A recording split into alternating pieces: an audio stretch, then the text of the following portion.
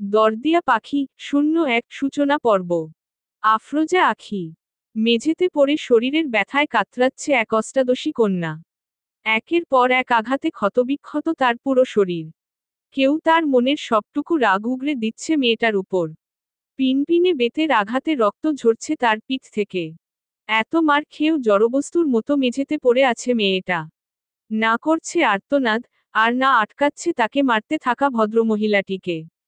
বাড়িভর্তি মানুষগুলো সব দাঁড়িয়ে দাঁড়িয়ে দেখছেন এই দৃশ্য, কারোর মনে একফোঁটা মায়া হচ্ছে না মেয়েটির জন্য।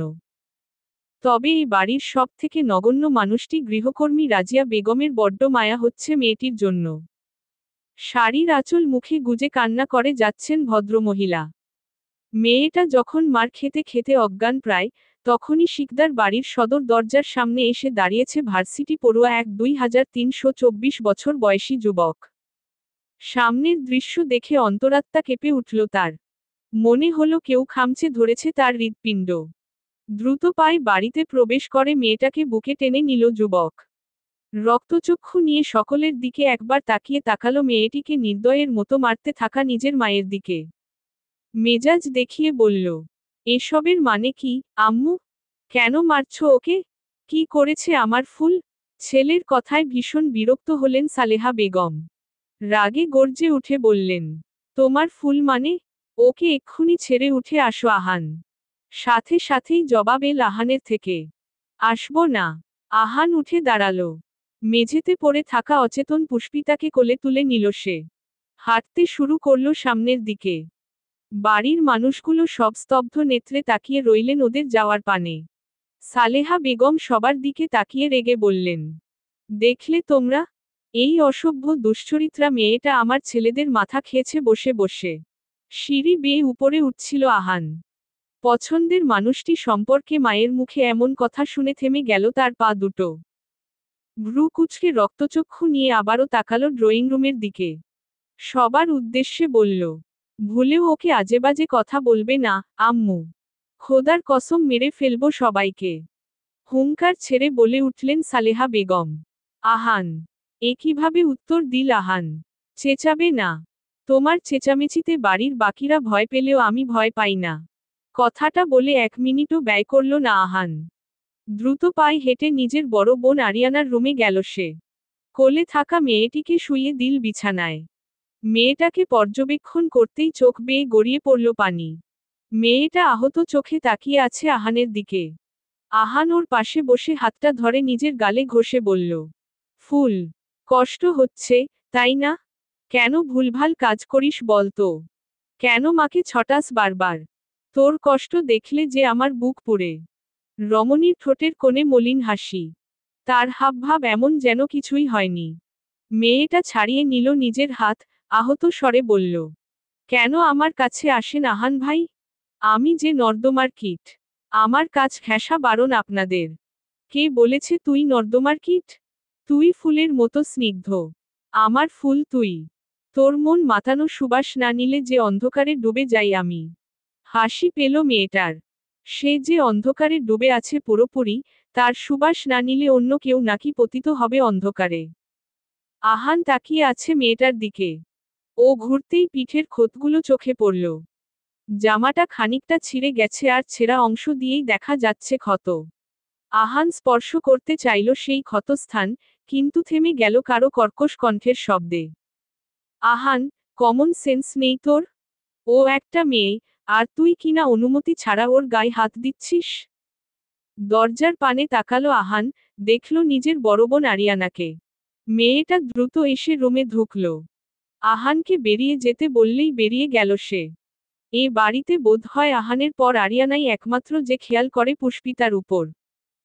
মন থেকে ভালোবাসে মেয়েটাকে, তাই তো বাড়ি ফিরেই সবটা শুনে ছুটে এল সে। আরিয়ানার হাতে মেডিসিন দেখে শান্ত হলো আহান। বেরিয়ে গেল রুম থেকে। আরিয়ানা গিয়ে পুষ্পিতার পাশে বসল। মেয়েটার গায়ের জামা খুলে মেডিসিন লাগিয়ে দিল পুরো পিঠে। ওর ফর্সা পিঠে রক্তজমাট বেঁধেছে, কেমন ছিলে গেছে চামড়া। মায়া হলো আরিয়ানার। বড় একটা শ্বাস ছেড়ে ডাকল, পুষ্পিতা। সাথে সাথেই জবাব এল মেয়েটার থেকে, শুনছি। কি করেছিলি তুই? আম্মু এভাবে মারল কেন তোকে? জানিসই তো উনি কেমন। কেন এত ভুল করিস বলতো? তোকে কষ্ট পেতে দেখলে যে আমাদেরও কষ্ট হয়। আমাদের আর কার কষ্ট হয় আরিয়ানা আপু? আমি মরে গেলেই বাকি যায় আসে এ বাড়ির মানুষের। যায় আসে, পুষ্পিতা। এ বাড়ির অনেকেরই যায় আসে তোর কষ্টে।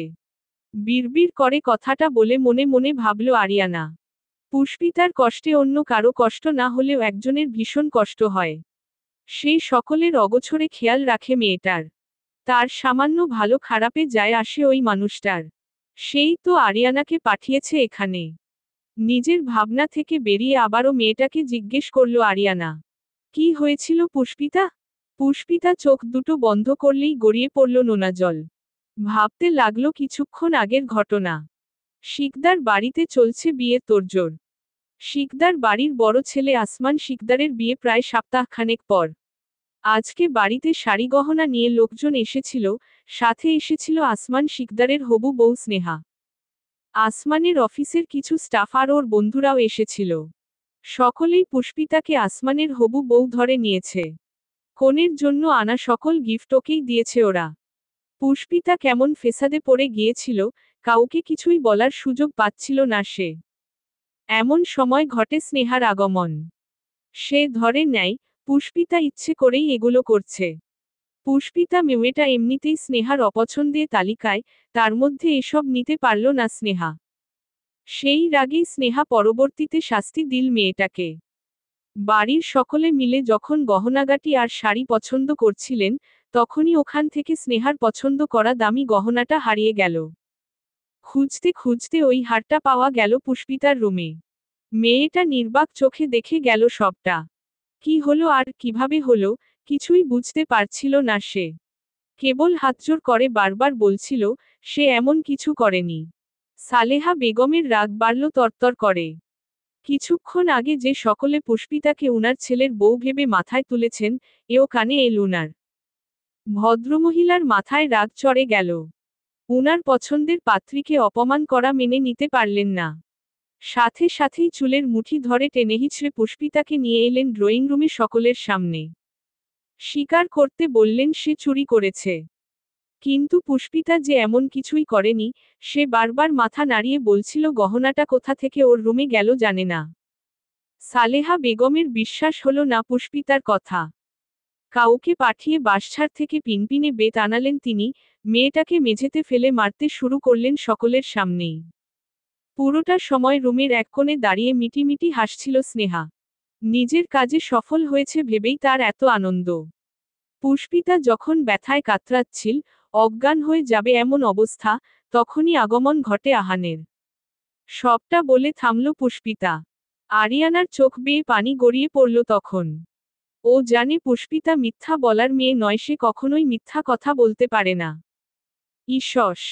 নির্দোষ মেয়েটা এত কষ্ট পেয়েছে অকারণে। ওর যে কষ্ট হচ্ছে, খুব কষ্ট হচ্ছে। মায়ের প্রতি প্রচণ্ড রাগ হচ্ছে। ও জানে না কি কারণে পুষ্পিতা উনার দু চোখের বিষ, কিন্তু কারণে অকারণে মেয়েটাকে এভাবে তুচ্ছতাচ্ছিল্য করা মোটেও ভালো লাগে না ওর। আরিয়ানা খেয়াল করল, কথাগুলো বলেই চোখ বুজেছে পুষ্পিতা। হয়তো ঘুমিয়ে পড়েছে। মেয়েটাকে বিরক্ত করল না আরিয়ানা, উঠে গিয়ে ব্যাগ থেকে ফোন বের করে কল দিল পরিচিত কারো নাম্বারে। ওপর প্রান্তের মানুষটা কল রিসিভ করতেই বলল, চিন্তার কিছুই নেই। তুমি নিশ্চিতে থাকো, ও এখন ঠিকঠাক আছে। দরদিয়া পাখি পর্ব 02। আফরোজা আখি। পুষ্পিতার যখন জ্ঞান ফিরল, তখন সে নিজেকে আবিষ্কার করল একটা অচেনা অজানা জায়গায়। আশেপাশে তাকিয়ে বুঝল এটা শিকদার বাড়ি বা তার রুম নয়। মাথায় চাপ প্রয়োগ করতেই মনে পড়ল পুষ্পিতার, সে তো ছিল আরিয়ানা আপুর রুমে। এখানে এল কি করে? এই রুমটাই বাকার। চারিদিকটা পর্যবেক্ষণ করল পুষ্পিতা। রুমটা সুন্দর করে সাজানো গোছানো। আলমারিটার কাছের জানালা হওয়ায় একপাশে থাকা আলমারির তাকে তাকে সাজানো সুন্দর শাড়িগুলো নজরে এলো ওর। দেখে মনে হচ্ছে কেউ অতি যত্নে সাজিয়ে রেখেছে শাড়িগুলো। রুমের অন্য পাশে বইয়ের শেলফ রাখা, আর সাজানো বিভিন্ন ধরনের বই। চারিদিক থেকে কেমন মিষ্টি সুবাস আসছে। মনে প্রশ্ন জাগল মেয়েটার, রুমটা কার? পুষ্পিতা কি করছে এখানে? কথাগুলো ভেবে যেই না উঠে দাঁড়াবে, গায়ে প্রচণ্ড ব্যথা হলো ওর। নিজেকে পর্যবেক্ষণ করে বুঝল, ওর গায়ের জামাটা কেউ বদলে দিয়েছে। হয়তো আরিয়ানা। এই ভেবে নিশ্চিত হলো সে। কিন্তু এ কি হলো? দরজার দিকে তাকাতেই ওর চোখ দুটো বিস্ময় বড় বড় হয়ে এলো। দরজার সাথে হেলান দিয়ে বুকে 2 হাত ভাঁজ করে দাঁড়িয়ে আছে এক 2930 বছর বয়সী সুদর্শন যুবক। লোকটার পরনে ঢিলেঢালা কালো পাঞ্জাবি, যার হাতা গোটানো, মাথার চুলগুলো সব এলোমেলো হয়ে আছে। লোকটার উজ্জ্বল শ্যামলা মুখটা সুন্দর করে তুলেছে খোঁচা খোঁচা দাড়ি। তার চোখের সাথে চোখ মিলতেই পুষ্পিতার দৃষ্টি সরালো অন্যদিকে। লোকটা ছোট ছোট পা ফেলে এগিয়ে এলো ওর কাছে। পুষ্পিতা তখন ওর গায়ে থাকা ওড়নাটা হাতে নিয়ে কোচলাচ্ছে, চোখ মুখের এমন অবস্থা যেন চুরি করে ধরা পড়েছে। পুষ্পিতা উঠতে যাবে, তখনই কানে এলো সামনে দাঁড়িয়ে থাকা গম্ভীর মানবটির নরম কণ্ঠস্বর। তোমার শরীরের ব্যথা কমেছে? অবাক হলো পুষ্পিতা। যে লোকটা ওকে পছন্দ করে না, নিজের মধ্যে থাকা গম্ভীর ভাব বজায় রেখে সবসময় চলাফেরা করে, ওকে এড়িয়ে চলে সর্বক্ষণ, সে কিনা ওর ভালোমন্দের খোঁজ নিচ্ছে। পুষ্পিতা কি স্বপ্নে আছে? ভাবনায় ছেদ পড়ল মেয়েটার, আবারও ভেসে এলো মানবটির গম্ভীর কণ্ঠ। কি বললাম, কানে যায়নি? যাই বলবো ফতাফত উত্তর দেবে। আমার কাছে সময়ের মূল্য অনেক। সময় নষ্ট করা আসমান শিকদারের অপছন্দের কাজ। তুমি জানো না মেয়ে? পুষ্পিতা কেঁপে উঠল আসমানের চিৎকারে। উঠে দাঁড়ালো ফতাফত। দৃষ্টি তার মেঝের দিকেই নিবন্ধ। উপর নিচ মাথা নেড়ে কাপা কণ্ঠে উত্তর দিল মেয়েটা। হ্যাঁ, জানি। তাহলে উত্তর দিতে এত সময় লাগছে কেন? ওভাবে দাঁড়িয়ে থেকেই উত্তর দিল পুষ্পিতা। ভুল হয়েছে। আর এমন হবে না। আসমান খানিকটা এগিয়ে এলো। মেয়েটার ফর্সা মুখশ্রী পর্যবেক্ষণ করল সে। কতটা স্নিগ্ধ লাগছে পুষ্পিতাকে। এই মেয়েটার স্নিগ্ধতা আর মোহনীয় রূপে বিভোর হবে যে কেউ। নিজের মধ্যে থাকা সমস্ত ইগো ভুলে ভালোবাসতে চাইবে মেয়েটাকে। বেশি কিছু ভাবল না আসমান। নরম স্বরে জিজ্ঞেস করল, ঠিক আছো তুমি? হু। তুমি আজ থেকে এখানেই থাকবে। ও বাড়ি যাওয়ার দরকার নেই। আমি যাচ্ছি, বাড়িতে কাজের লোকেরা আছে, কোনো দরকার পড়লে তাদের ডেকে নিও। খানিকক্ষণ চুপ থেকে আবারও বলল আসমান। বুঝতে পেরেছ আমার কথা? পুষ্পিতা উপর নিচ মাথা নাড়িয়ে বোঝালো, সে বুঝতে পেরেছে আসমানের কথা। আসমান সময় ব্যয় করল না, রুম থেকে চলে যেতে চাইল। তখনই বলে উঠল পুষ্পিতা, আমিও বাড়িতে থাকলে আপনার বিয়েতে সমস্যা হবে, তাই আমাকে এখানে রেখে যাচ্ছেন আসমান ভাই? আসমানের কপালে ভাঁজ পড়ল। সে চোখ মুখ কঠোর করে তাকালো পুষ্পিতার দিকে। ভয়ে পুষ্পিতা চোখ নামিয়ে নিল। আসমান ধীর পায়ে ওর সামনে এসে দাঁড়িয়ে বলল, ধরে নাও তাই। বিয়েতে কোনো বিঘ্ন চাইছি না আমি। তুমি থাকলে আমার হবু স্ত্রী বিরক্ত হয়। সে বিরক্ত হতে পারে এমন কোনো কারণ আমি তার আশেপাশেও রাখতে চাইছি না। পুষ্পিতার বুকে ব্যথা হলো বোধ হয়। সে নিতে পারল না কথাটা। অন্যদিকে মুখ ফিরিয়ে কান্না করল সে। সঙ্গে সঙ্গেই চোখ থেকে বের হওয়া পানি মুছে নিল অন্য হাতের সাহায্যে। আসমান কি বুঝল, তার মুখ থেকে বের হওয়া সামান্য বাক্যটি কষ্ট দিল মেয়েটাকে? কেউ বুকে ছুরি চালালে যেমন অনুভূতি হয় ঠিক তেমনই অনুভূতি হলো মেয়েটির। হয়তো না, তাই তো পাষাণের মতো চলে গেল সে। আসমান গটগট করে হেঁটে নিজের রুমে ঢুকল। টেবিলে রাখা মদের বোতল হাতে নিয়ে বোতলে থাকা মদ ঢকঢক করে গিলল সে। মাথার চুলগুলো খামচে ধরে বন্ধ করল চোখের পাতা। সাথে সাথেই চোখের ভেসে উঠল পুষ্পিতার কান্নারত মুখ। এই ত্রিভুবনের সবকিছুই সহ্য হয় আসমানের, কিন্তু ওই অষ্টাদশী মেয়েটার চোখের পানি সহ্য হয় না। ইচ্ছে করে সবকিছু ভেঙে চুরে শেষ করে দিতে। হাতে থাকা মদের বোতলটা ড্রেসিং টেবিলের দিকে ছুঁড়ে মারল আসমান। সাথে সাথেই ঝনঝন শব্দ তুলে ভেঙে পড়ল ড্রেসিং টেবিলের আয়না। কিছু ভাঙার বিকট শব্দ কানে যেতেই ড্রয়িং রুম থেকে ছুটে এলো আসমানের বেস্ট ফ্রেন্ড ফারহান। চিন্তিত কণ্ঠে জিজ্ঞেস করল ছেলেটা, আসমান, কি হয়েছে?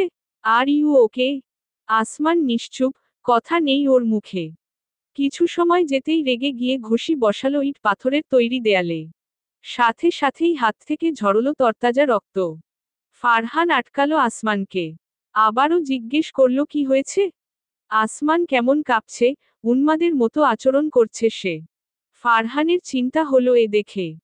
কি হয়েছে বারবার জিজ্ঞেস করলে কাপা কণ্ঠে বলল আসমান। ওকে আমি কাঁদিয়েছি, ফারহান। আমার জন্য কান্না করেছে মেয়েটা। আমার যে সহ্য হচ্ছে না ওর চোখের পানি। ওই বোকা মেয়েটা এত কাঁদে কেন বলতো?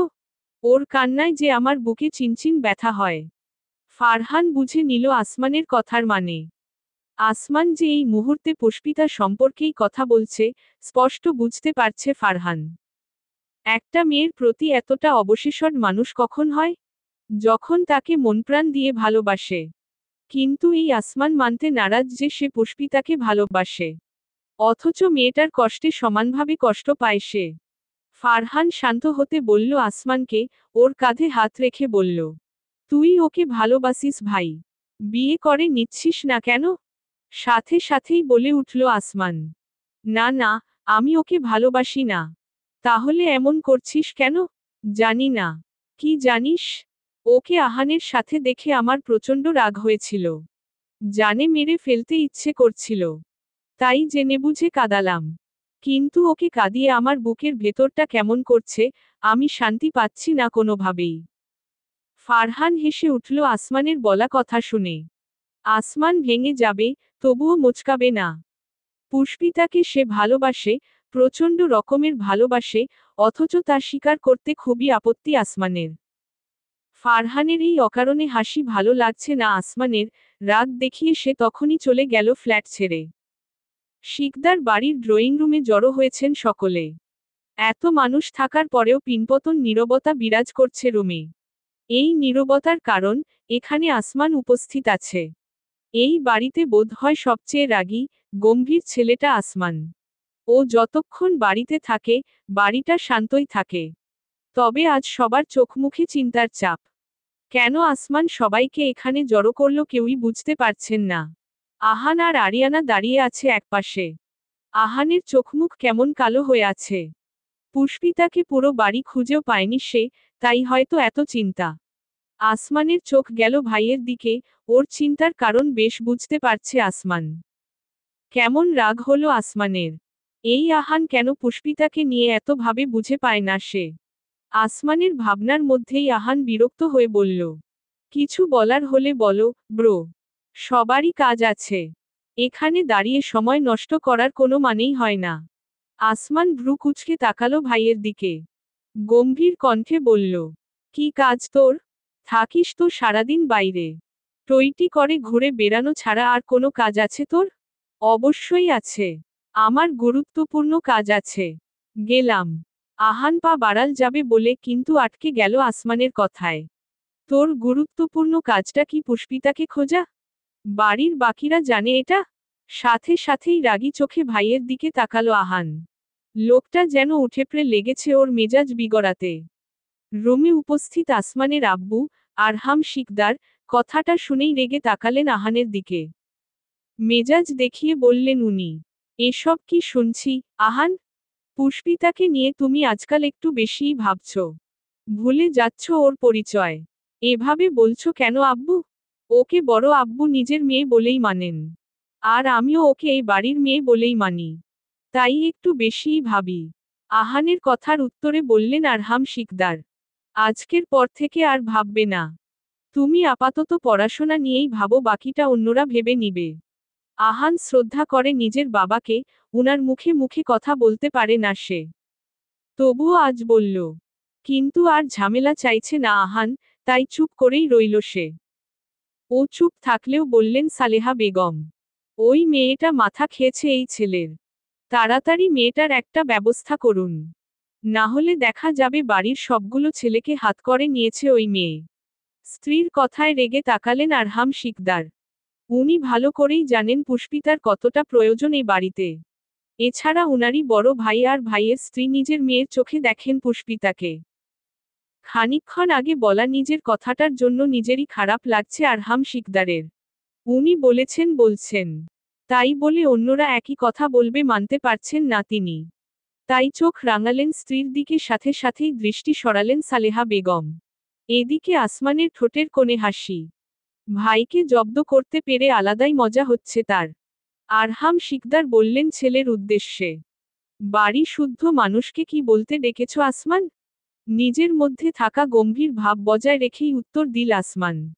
আমি এমনি এমনি কাউকেই ডেকে আনিনি, আব্বু। কেন ডেকেছ সেটা বলো। আরেকজনের আসার বাকি, সে আসুক, তবেই বলবো। আরহাম শিকদার চুপ করে গেলেন। উনি জানেন, উনার ছেলে কেমন। এমনি এমনি সে কারোর সময় নষ্ট করবে না। সালেহা বেগমের ইশারায় গৃহকর্মী ভদ্রমহিলা গেলেন চা বানিয়ে আনতে। এর মধ্যেই বাড়ির সদর দরজা ডিঙিয়ে ভেতরে প্রবেশ করল স্নেহা। সালেহা বেগম দৌড়ে গেলেন ওর কাছে। কত কিছু বলে চুমু আঁকলেন স্নেহার কপালে। মেয়েটাকে উনার ভীষণ পছন্দ। উনারই ভাইয়ের মেয়ে স্নেহা, সেই ছোট থেকেই উনি বসে আছেন ছেলের সাথে ভাইঝির বিয়ে দেখবেন বলে। অবশেষে সত্যি হচ্ছে ওনার চাওয়া। বাড়ির সকলেই ব্যস্ত হলো স্নেহাকে নিয়ে।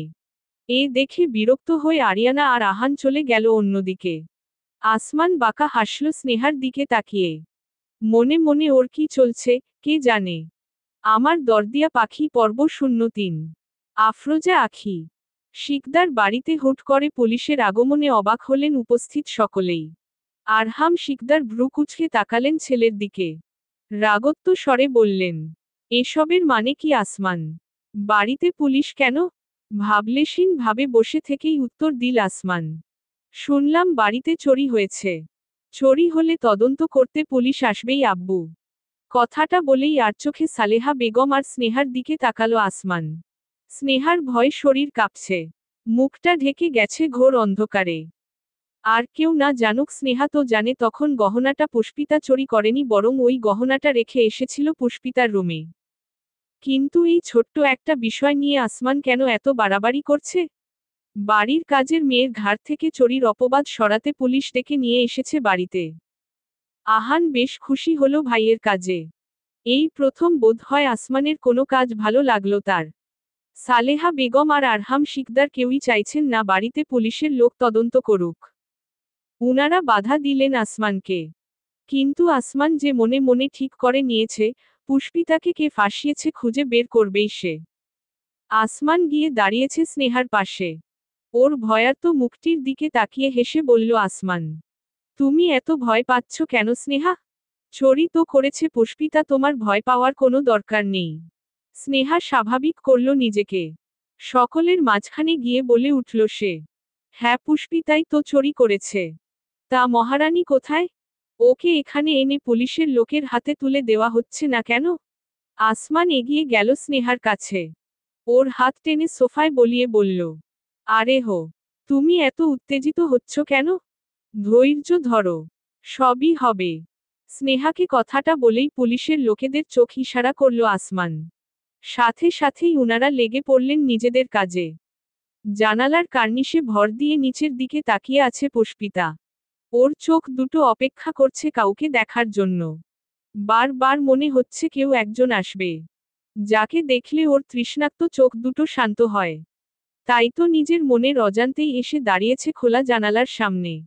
বাইরে থেকে দমকা হাওয়া এসে ছুঁয়ে দিচ্ছে পুষ্পিতার মুখ। মেয়েটার যেন হেলদোল নেই কোনো কিছুতেই। সে দাঁড়িয়ে আছে আগের মতোই। মনে মনে কি যেন ভেবে গেয়ে উঠল পুষ্পিতা।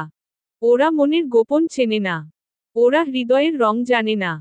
প্রজাপতি ডানা ছুল বিবাহ বাসরে, কেন সারারাত জেগে বাড়ি ফিরি ভোরে। ওরা মনের গোপন চেনে না। ওরা হৃদয়ের রং জানে না।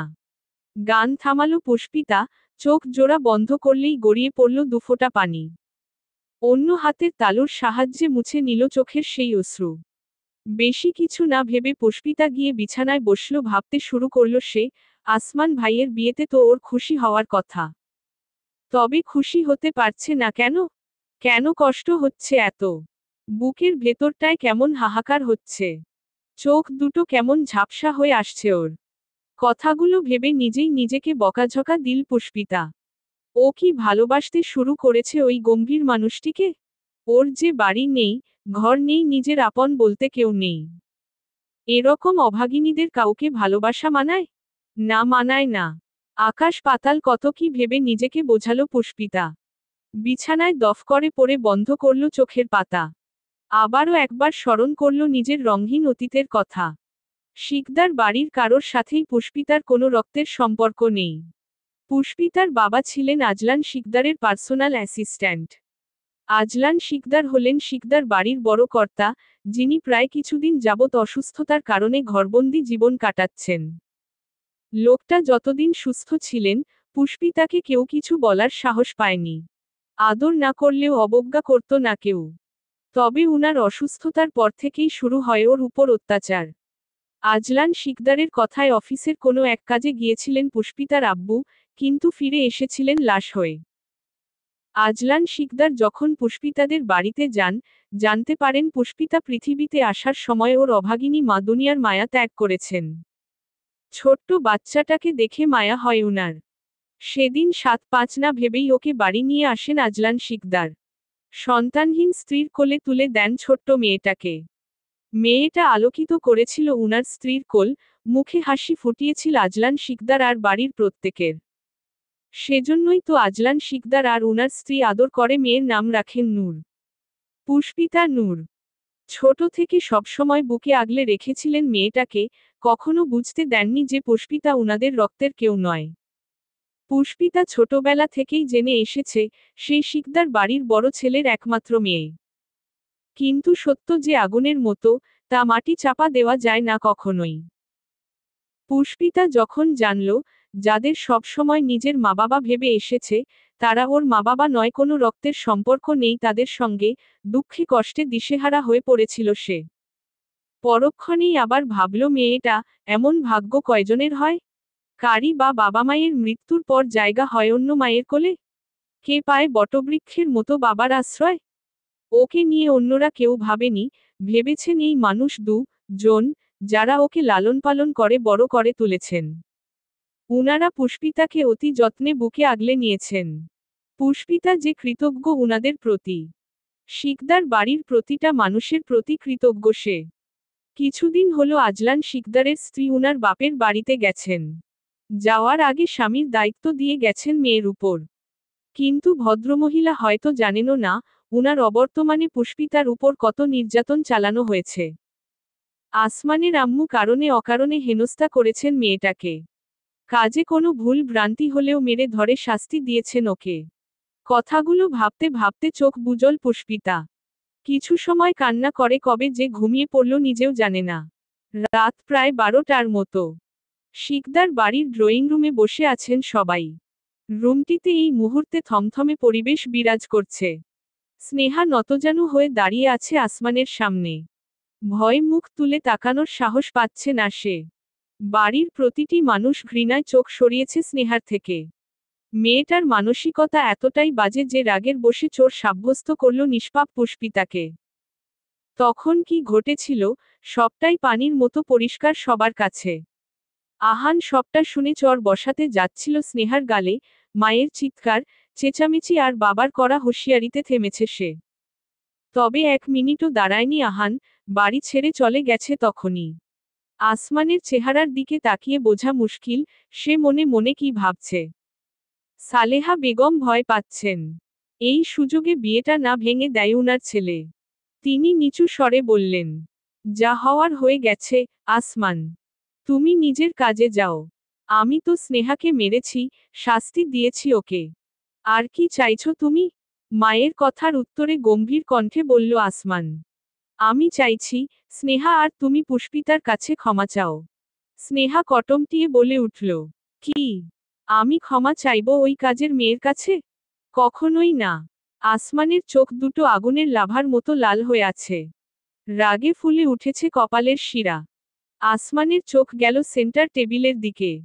ওখানে রাখা কাচের গ্লাস আর পানিভর্তি জগ ফেলে দিল মেঝেতে। গর্জে উঠল বলে, তোমাকে ক্ষমা চাইতেন হবে। আর আম্মু, তুমিও পুষ্পিতার কাছে ক্ষমা চাইবে। এ বাড়িতে ভুল করে কেউ কখনোই পার পায়নি। সে বড় হোক বা ছোট। পুষ্পিতা আমাদের বাংলো বাড়িতে আছে। কাল তোমরা দুজন গিয়ে ক্ষমা চেয়ে ওকে সসম্মানে এই বাড়িতে নিয়ে আসবে। না হলে। আসমানের রাগী রূপ দেখে ভয় পেলেন সকলেই। আসমানের আম্মু কাপা গলায় বললেন, না হলে কি হবে, আসমান? আমি এই বিয়ে করব না। আজ আর এক্ষুনি বিয়ে ভেঙে দেব। তুমি কি তেমনটা চাও, আম্মু? সাথে সাথেই বলে উঠলেন সালেহা বেগম, না না, আমার ভুল, আমি স্বীকার করছি। আমি কালই ফিরিয়ে নিয়ে আসব পুষ্পিতাকে। ক্ষমা চাইব ওর কাছে। তুমি নয়, তোমরা দুজনে। কথাটা বলেই বাড়ি থেকে বেরিয়ে গেল আসমান। পিছনে ওর আম্মু ডাকাডাকি করলেও শুনল না তা। আরিয়ানা তখনই রাগে ঘৃণায় চলে গেছে নিজের রুমে। সবটা দেখে রাগে ফুঁসছেন আরমান শিকদার। চোয়াল শক্ত হয়ে এসেছে ওনার। স্ত্রী আর হবু বৌমার প্রতি প্রচণ্ড রাগ হচ্ছে ওনার। এত সময় কথা বলেননি কেবল আসমানের জন্য। উনি জানতেন আসমান সামলে নেবে সবটা। পুষ্পিতা ঘুমিয়ে যেতেই কেউ এসে ওর পাশে বসল। মেয়েটার মায়াবী মুখশ্রী অবলোকন করে ঠোঁটের স্পর্শ আঁকল পুরো মুখে। ফ্যানের বাতাসে পুষ্পিতার চোখ মুখে এসে পড়া চুলগুলো কানের পাশে গুজে দিয়ে আওড়ালো মানবটি। আমার দরদিয়া পাখি, তোমার ছোট্ট বুকে একটুখানি ঠাঁই দেবে আমায়? ভরিয়ে দেবে ভালোবাসার চাদরে? আমি যে নেশাক্ত তুমিময় নেশায়। মেয়েটার কানে যায়নি কথাগুলো, তবে সে স্পষ্ট বুঝতে পারছে নিজের পাশে অন্য কারোর উপস্থিতি। মনে হচ্ছে কেউ হাত বুলাচ্ছে ওর গালে। কিছু সময় পর পর নিজের ঠোঁটের উষ্ণ স্পর্শ এঁকে দিচ্ছে ওর মুখে।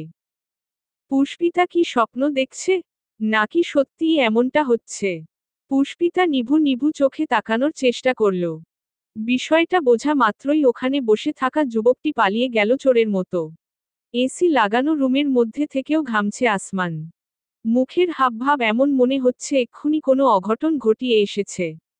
ফারহান এসে আসমানের সামনে দাঁড়ালো, ওকে পর্যবেক্ষণ করে জিজ্ঞেস করল, কি চুরি করলি? আসমান ভ্রু কুঁচকালো। বহু কষ্টে নিজেকে স্বাভাবিক করল সে। চোখ মুখের গম্ভীর ভাব বজায় রেখেই বলল, মানে, চুরি করতে যাব কেন? নিজের বাড়িতে কেউ চুরি করে? এখানে থাকা সবই তো আমার। কেউ না করলেও আসমান শিকদার করে। তা রাত বিরেতে একা একটা মেয়ের রুমে ঢুকে তুই কি করে আসলি? দেখতে গিয়েছিলি ওর ঘুম ঠিকঠাক হচ্ছে কিনা?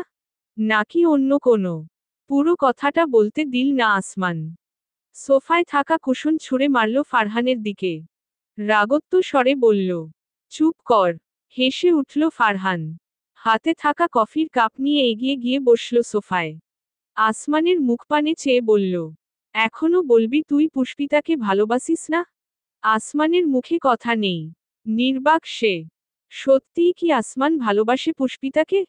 ভালো না বাসলে অন্য কারো চোখে ওর প্রতি ভালোবাসা দেখলে এত রাগ হয় কেন? যার উদাহরণ আহান। আহান আসমানের এতটা পছন্দের, তবুও ওর উপর আসমানের একটা চাপা রাগ আছে। সেই রাগের কারণ আহান পুষ্পিতাকে পছন্দ করে। শুধু কি এটাই? পুষ্পিতার চোখে সামান্য পানি দেখলে কেন ইচ্ছে করে সবকিছু জ্বালিয়ে পুড়িয়ে শেষ করে দিতে? মেয়েটার প্রতি আসমানের এই অনুভূতির নামই কি ভালোবাসা? যদি সত্যিই এমনটা হয় তাহলে আসমান শিকদার ভালোবাসে, মন প্রাণ দিয়ে ভালোবাসে পুষ্পিতা নূর নামক মেয়েটিকে। দরদিয়া পাখি পর্ব ০৪। আফরোজা আখি। পেরিয়ে গেছে বেশ কিছুদিন। আসমানের বিয়ের আর মাত্র একদিন বাকি। কাল সকাল হলেই বাজবে আসমান আর স্নেহার বিয়ের সানাই। শিকদার বাড়িতে জমজমাট আয়োজন চলছে। সবকিছুর মধ্যে একটু হলেও থাকছে পুষ্পিতা। ওকে সেদিনই গিয়ে বাড়ি নিয়ে এসেছেন সালেহা বেগম আর স্নেহা। উনি মনে মনে রেগে আছেন মেয়েটার উপর, তবে স্বামী সন্তানের ভয় উপর উপর মায়া দেখাচ্ছেন। পুষ্পিতার প্রতি সকলের এমন ভালো ব্যবহারের আরেকটা কারণ আছে অবশ্য। তা হল, এ বাড়ির বড় কর্তার স্ত্রী নাফিজা বেগম উপস্থিত আছেন বিয়ের আয়োজনে। মেয়ের সাথে কি ঘটেছে, এখনো উনার কানে যায়নি। তাই হয়তো শান্ত সবটা। সালেহা বেগম এখন আর কোনো ঝামেলা চাইছেন না, তাই উনাকে হাত করতেই উপর উপর এত মায়া দেখাচ্ছেন পুষ্পিতার প্রতি। পুষ্পিতা তখন ফুলের মালা গাঁথছে। মুখটা কেমন ফ্যাকাশে হয়ে আছে মেয়েটার। দেখে মনে হচ্ছে দীর্ঘ সময় কান্না করেছে সে। নাফিজা বেগম লক্ষ্য করলেন বিষয়টা। আজলান শিকদারকে সবার পাশে বসিয়ে রেখে মেয়ের কাছে গেলেন উনি। মায়ের উপস্থিতি বুঝতে পেরে পুষ্পিতা স্বাভাবিক করল নিজেকে। ঠোঁটের কোণে হাসি ফুটিয়ে বলল, কিছু বলবে আম্মু? নাফিজা বেগম হাসলেন মেয়ের হাসির উত্তরে, ওর হাত টেনে উঠালেন মাটি থেকে। মেয়েটাকে অবলোকন করলেন তিনি। হলুদ আর গোলাপি রঙের সুন্দর একটা লেহেঙ্গা পরেছে পুষ্পিতা। কোমর পর্যন্ত এসে পড়া চুলগুলো খুলে রেখেছে সে। মুখে কোনো প্রসাধনীর ছোঁয়া নেই, তবুও কত মিষ্টি দেখাচ্ছে। নাফিজা বেগম উনার চোখের কাজল লাগিয়ে দিলেন মেয়ের কপালে। বললেন বিড়বিড় করে, কারো নজর না লাগুক। মায়ের কথায় মুচকি হাসল পুষ্পিতা। ও কিছু বলতে যাবে, তখনই বলে উঠল আহান। কিন্তু বড় মা, তোমার মেয়ের উপর যে আহান শিকদারের নজর লেগে গেছে। আমি তো সেই কবে থেকেই দেখে যাচ্ছি ওকে। নজর তো লাগিয়ে দিলাম, এবার কি হবে? আহানের কথায় মুখটা কেমন অন্ধকার হয়ে এল পুষ্পিতার। কেউ না জানলেও ও জানে আহান ছেলেটা ওর প্রতি দুর্বল। কিন্তু পুষ্পিতার মন জুড়ে যে অন্য কারোর বসবাস। তাকে আহান তীব্রভাবে চায়, জেনেও ভালোবাসতে পারে না পুষ্পিতা। নাফিজা বেগম অন্যভাবে নিলেন না কথাটা। উনি জানেন, আহান কেমন। সে হাসিমজা করে সারাক্ষণ। কোন কথা মজার ছলে বলে আর কোন কথা সিরিয়াসলি, বোঝা বড়ই মুশকিল। তাই মুচকি হেসে বললেন নাফিজা বেগম। তোকেও তো দারুণ লাগছে আহান। পুরো রাজপুত্রের মতো। এই যে আমি নজর লাগালাম, এবার কি হবে? আহান হাসল বড়মায়ের কথা শুনে। উনিও খানিকক্ষণ মজা করলেন আহানের সাথে। কারোর ডাক পড়ায় পুষ্পিতা আর আহানকে ওখানে রেখেই চলে গেলেন তিনি। নাফিজা বেগম যেতেই আহান এসে দাঁড়ালো পুষ্পিতার সামনে, হাতে একটা গোলাপ ফুল নিয়ে ডাকল মেয়েটাকে। ফুল। মাথা তুলে তাকালো পুষ্পিতা, আস্তে করে জবাব দিল। বলুন আহান ভাই। আহান মুচকি হাসল, হাতে থাকা ফুলটা গুজে দিল পুষ্পিতার কানের পাশে। পুষ্পিতা বড় বড় চোখ করে তাকালেই আহান বুঝে নিল ওর চাহনির মানে। যেতে যেতে বলল আহান, আমার ফুলকে ফুল দিলাম। পুষ্পিতা একবার হাত দিয়ে দেখে নিল ফুলটা। বেশি কিছু না ভেবে বিষয়টাকে ভালোভাবেই নিল সে। কানে থাকা ফুলটা রেখে দিল পুষ্পিতা। মেঝেতে থাকা ফুলের থালাটা হাতে নিয়ে নিজের কাজে চলে গেল সে। পুরোটা সময় দূরে দাঁড়িয়ে থেকে রাগে ফুঁসছিল আসমান। পাশে রাখা কাঁচা ফুলগুলো সব মাটিতে ফেলে দিয়েছে সে। পায়ে পিষে রক্তচক্ষু নিয়ে তাকিয়ে আছে পুষ্পিতার যাওয়ার পানে। আহান পুষ্পিতার কানে ফুল গুজে দিয়েছে, দৃশ্যটা বারবার ওর চোখের সামনে ভাসছে। প্রচণ্ড বিরক্তি নিয়ে রুমের দিকে পা বাড়াল আসমান। শিকদার বাড়ির বাগানে সুন্দর করে প্যান্ডেল বাঁধা হয়েছে। সেখানে আয়োজন করা হয়েছে গায়ে হলুদের। স্নেহা আজ সুন্দর করে সেজেগুজে এসেছে, বাড়ির প্রত্যেকেই এখানে উপস্থিত নেই কেবল আসমান। স্টেজের থেকে কিছু দূরেই দাঁড়িয়ে আছে পুষ্পিতা, পাশেই দাঁড়িয়ে আছে আহান। ছেলেটা সেই তখন থেকেই পর্যবেক্ষণ করছে পুষ্পিতাকে। পুষ্পিতার মুখটা কেমন হয়ে আছে, মাথাটাও কেমন ফাঁকা ফাঁকা লাগছে। বুকের ভেতরটায় প্রচণ্ড যন্ত্রণা হচ্ছে। ইচ্ছে করছে চিৎকার দিয়ে কান্না করতে। কেন এমন হচ্ছে, ও নিজেও জানে না। শুধু জানে, আসমান ভাইকে অন্য কারো সাথে সে দেখতে পারবে না। লোকটাকে যে পুষ্পিতা ভালোবাসে সেই ছোটবেলা থেকে। যখনই ওর কোনো সমস্যা হতো, আসমান ভাই ঠিক বুঝে নিতেন। লোকটা গম্ভীর, কথাবার্তা বলে কম, কিন্তু ওর মনে হতো আসমানের মনে ওর জন্য একটা সফট কর্নার আছে। কেমন যেন অনুভূতি হতো, মানুষটা ওর আশেপাশে থাকলে। উনার সামান্য কষ্টে কষ্ট পেত পুষ্পিতা। ঝড়, তুফান আর আকাশ থেকে পড়া বাজ ভীষণ ভয় পায় পুষ্পিতা। একবার বাড়ির সকলেই একটা বিয়েতে গিয়েছিলেন, বাড়িতে ছিল ছোট্ট পুষ্পিতা। ও যখন রুমের এক কোণে বসে ভয় মরছে, অজ্ঞান হয়ে যাবে এমন অবস্থা, তখনই আগমন ঘটে আসমানের। লোকটা পরম যত্নে বুকে টেনে নেয় ওকে। ভরসার হাত বুলায় মাথায়। পুষ্পিতার নরম মনে একটু হলেও ভালোবাসা জেগেছিল আসমানের প্রতি। সেই ভালোবাসাটাই বুঝি এত কষ্ট দিচ্ছে ওকে। কথাগুলো ভেবেই চলে যেতে চাইল পুষ্পিতা। দৌড়ে যাওয়ার সময় ওর ধাক্কা লাগলো কারো শক্তপোক্ত বুকের সাথে। মেয়েটা পড়ে যাবে এমন সময় সামনের মানুষটি হাত দিয়ে আগলে নিল ওকে। পুষ্পিতা ভেবেছিল, সে পড়ে গেছে। তাই তো ভয়ে চোখ মুখ কুঁচকে বন্ধ করে নিল। কিন্তু এ কি? ও যে পড়েনি মাটিতে।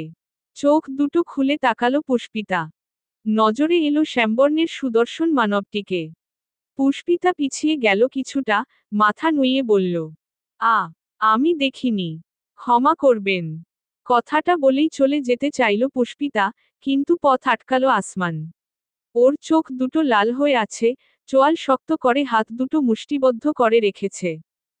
পুষ্পিতার মনে হলো, ওর গালে চড় পড়বে এক্ষুনি।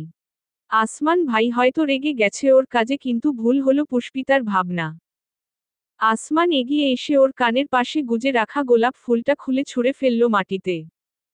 পুষ্পিতা বিস্ময় নিয়ে তাকিয়ে রইল লোকটির দিকে। আসমানের ভাবভঙ্গির তেমন পরিবর্তন হলো না, সে গটগট করে হেঁটে স্টেজের দিকে গেল। যেতে যেতেই বিড়বিড় করে আওড়াল, তুমি আমার, তুমি আগাগোড়া পুরোটাই আমার। তোমার এক ফোঁটা ভাগও আমি অন্য কাউকে দিতে রাজি নই, পুষ্প। তুমি আমার না হলে আমি জ্বালিয়ে পুড়িয়ে ছারখার করে ফেলব সব। আসমানের বলা কথা কানে যায়নি পুষ্পিতার। তবে আহানের পাশ দিয়ে যাচ্ছিল সময়ই কথাটা বলছিল আসমান, যে কারণে কিছুটা হলেও শুনেছে সে। কিন্তু ভালোভাবে বুঝতে পারছে না কিছুই। আসমান যে পুষ্পিতার কানে থাকা ফুলটা ফেলে দিয়েছে, সেটাও দেখেনি আহান। নইলে হয়তো বুঝতো ওর ভাইয়ের মনে কি চলছে। আসমান গিয়ে হাসিমুখ করে স্টেজে দাঁড়ালো। ওকে হলুদ মাখাতে আসলেই বলল, পুষ্পিতার থেকে আগে হলুদ মাখবে। সকলেই তখন বিস্ময় নিয়ে তাকিয়েছিলেন ওর দিকে। আসমানের হঠাৎ এমন আবদারের মানে বুঝলেন না কেউই। তবে বাহিরের লোকজন আছেন, তাই কেউ তেমন ঘাটলেন না বিষয়টা নিয়ে। পুষ্পিতার ইচ্ছে না থাকলেও সবার সামনে এসে আসমান আর তার হবু স্ত্রীর গালে হলুদ ছোঁয়ালো সে। পুষ্পিতার মুখের দিকে তখন তাকানো যাচ্ছিল না। চোখ দুটো ছিল জলে টইটম্বুর। আসমানের যেন ভালো লাগছিল বিষয়টা। আজ পুষ্পিতাকে কষ্টে দেখতে ভালো লাগছে ওর। তখন আহানের থেকে ফুল নেওয়ার শাস্তি এটা। পুষ্পিতা শুয়ে আছে বিছানায়। নিচে হৈহুল্লোড় হচ্ছে, গান বাজনা বাজছে, এইদিকে মেয়েটার মন কাঁদছে প্রিয় কিছু হারানোর বেদনায়। রাত যখন 12টার কাছাকাছি, তখনই ওর রুমের দরজায় টোকা পড়ল। উঠে গিয়ে দরজা খুললেই দেখল আহানকে। কিছুটা অস্বস্তি হলো পুষ্পিতার মনে।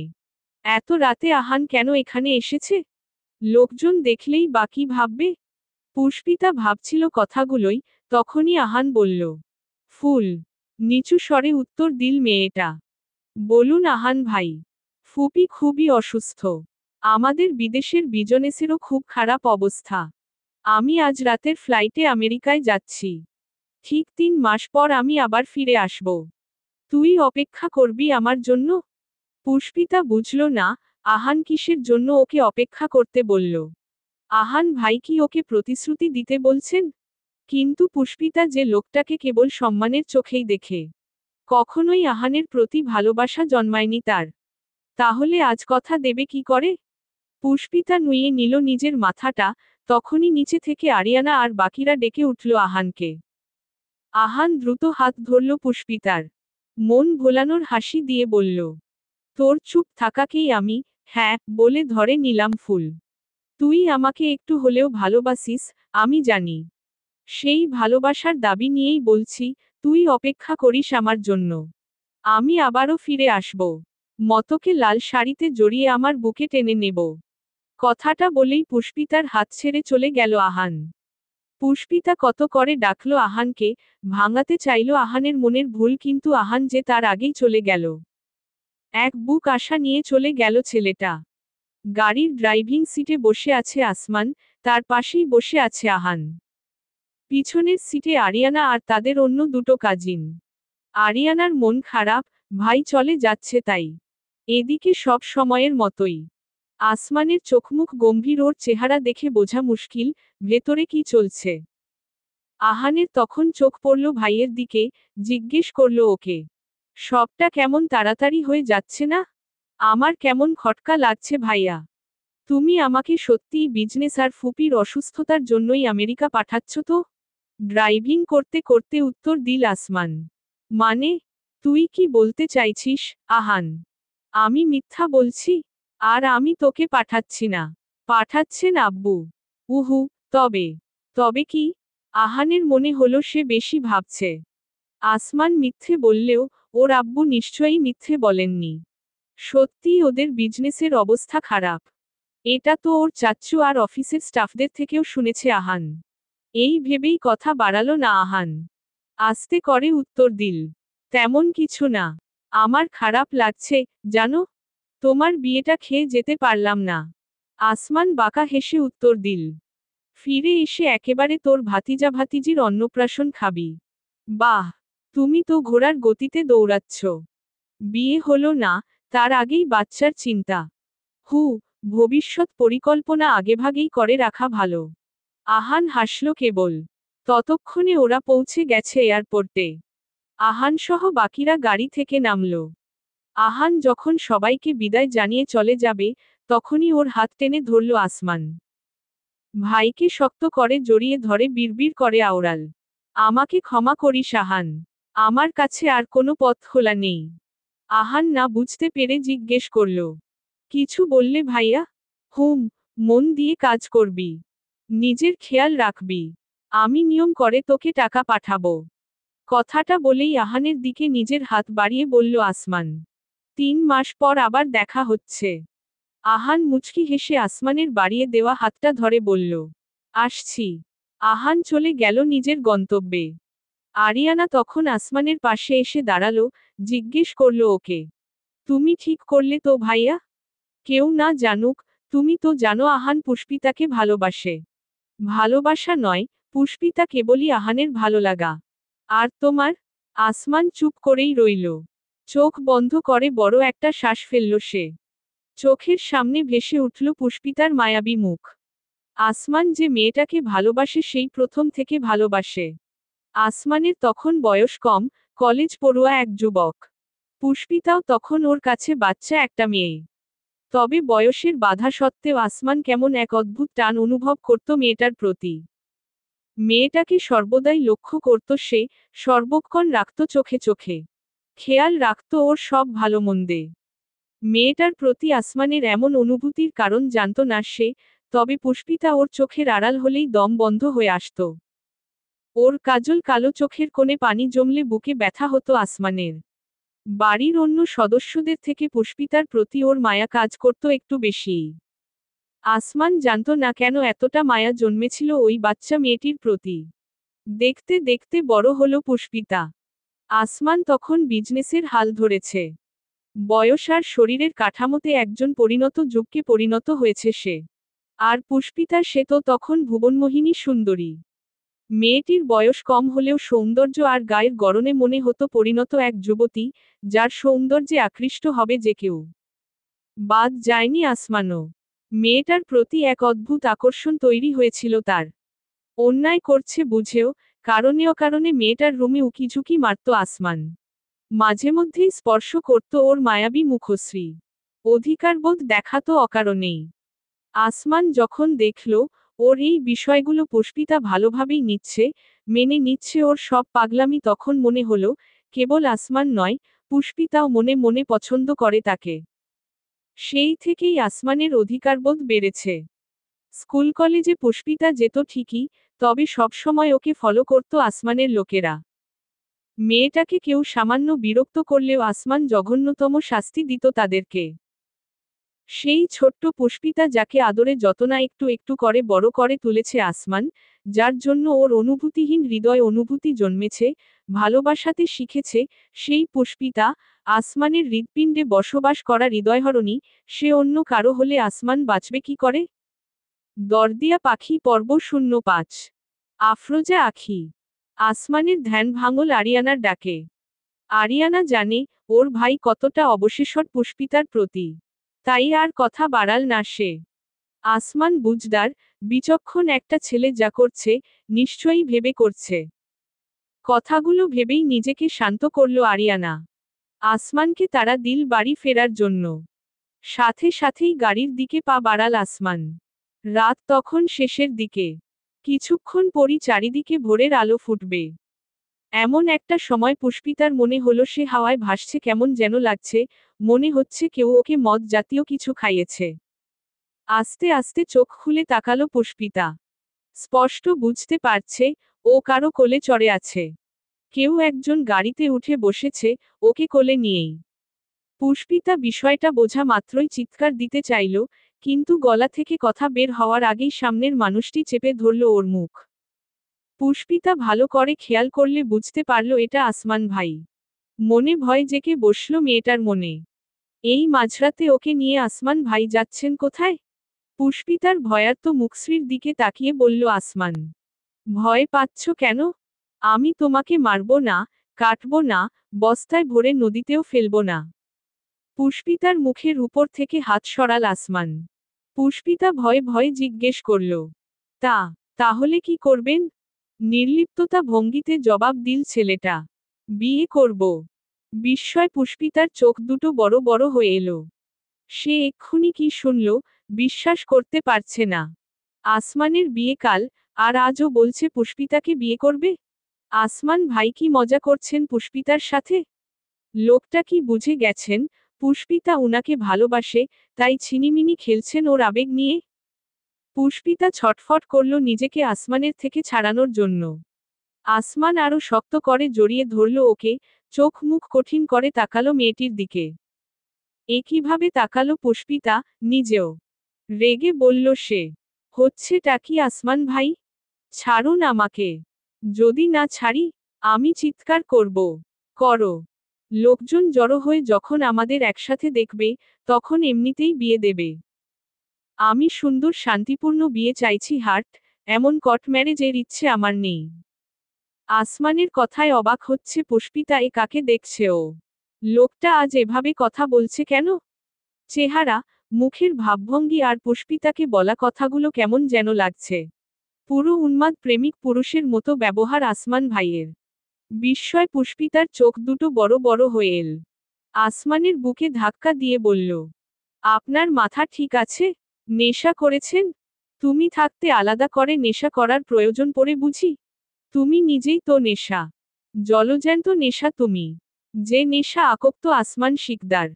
কথাটা বলে আসমান আগাতে নিলেই ওর বুক ঠেলে বলল পুষ্পিতা, কি বলছেন এসব? আমি তোমাকে চাই, পুষ্প। নিজের করে চাই। সারা জীবনের জন্য আমার ভালোবাসার খাঁচায় বন্দি করতে চাই তোমাকে। কথাটা বলেই আসমান স্পর্শ করল মেয়েটার কোমর। পুষ্পিতা যেন বাকশক্তি হারিয়েছে, এবার কি বলবে কি করবে কিছুই বুঝতে পারছে না। নিজেকে কোনোমতে সামলে যেই না কথা বলতে যাবে, তখনই হুড়মুড়িয়ে গাড়িতে এসে ঢুকলো আরিয়ানা। পুষ্পিতা অবাক হলেও নিজেকে বুঝালো আরিয়ানা ওকে বাঁচাতে এসেছে হয়তো।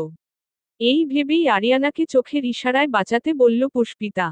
আরিয়ানা হেসে বলল, ওখানেই তুই সবচেয়ে বেশি নিরাপদ থাকবি, পুষ্পিতা। কথা না বলে চুপচাপ বসে থাক। পুষ্পিতা চুপচাপ বসে রইল আসমানের কোলে। বেশি কিছু না ভেবে গাড়িটা স্টার্ট দিল আসমান। কিছু সময়ের জার্নির পর নির্দিষ্ট গন্তব্যে এসে থামল গাড়িটা।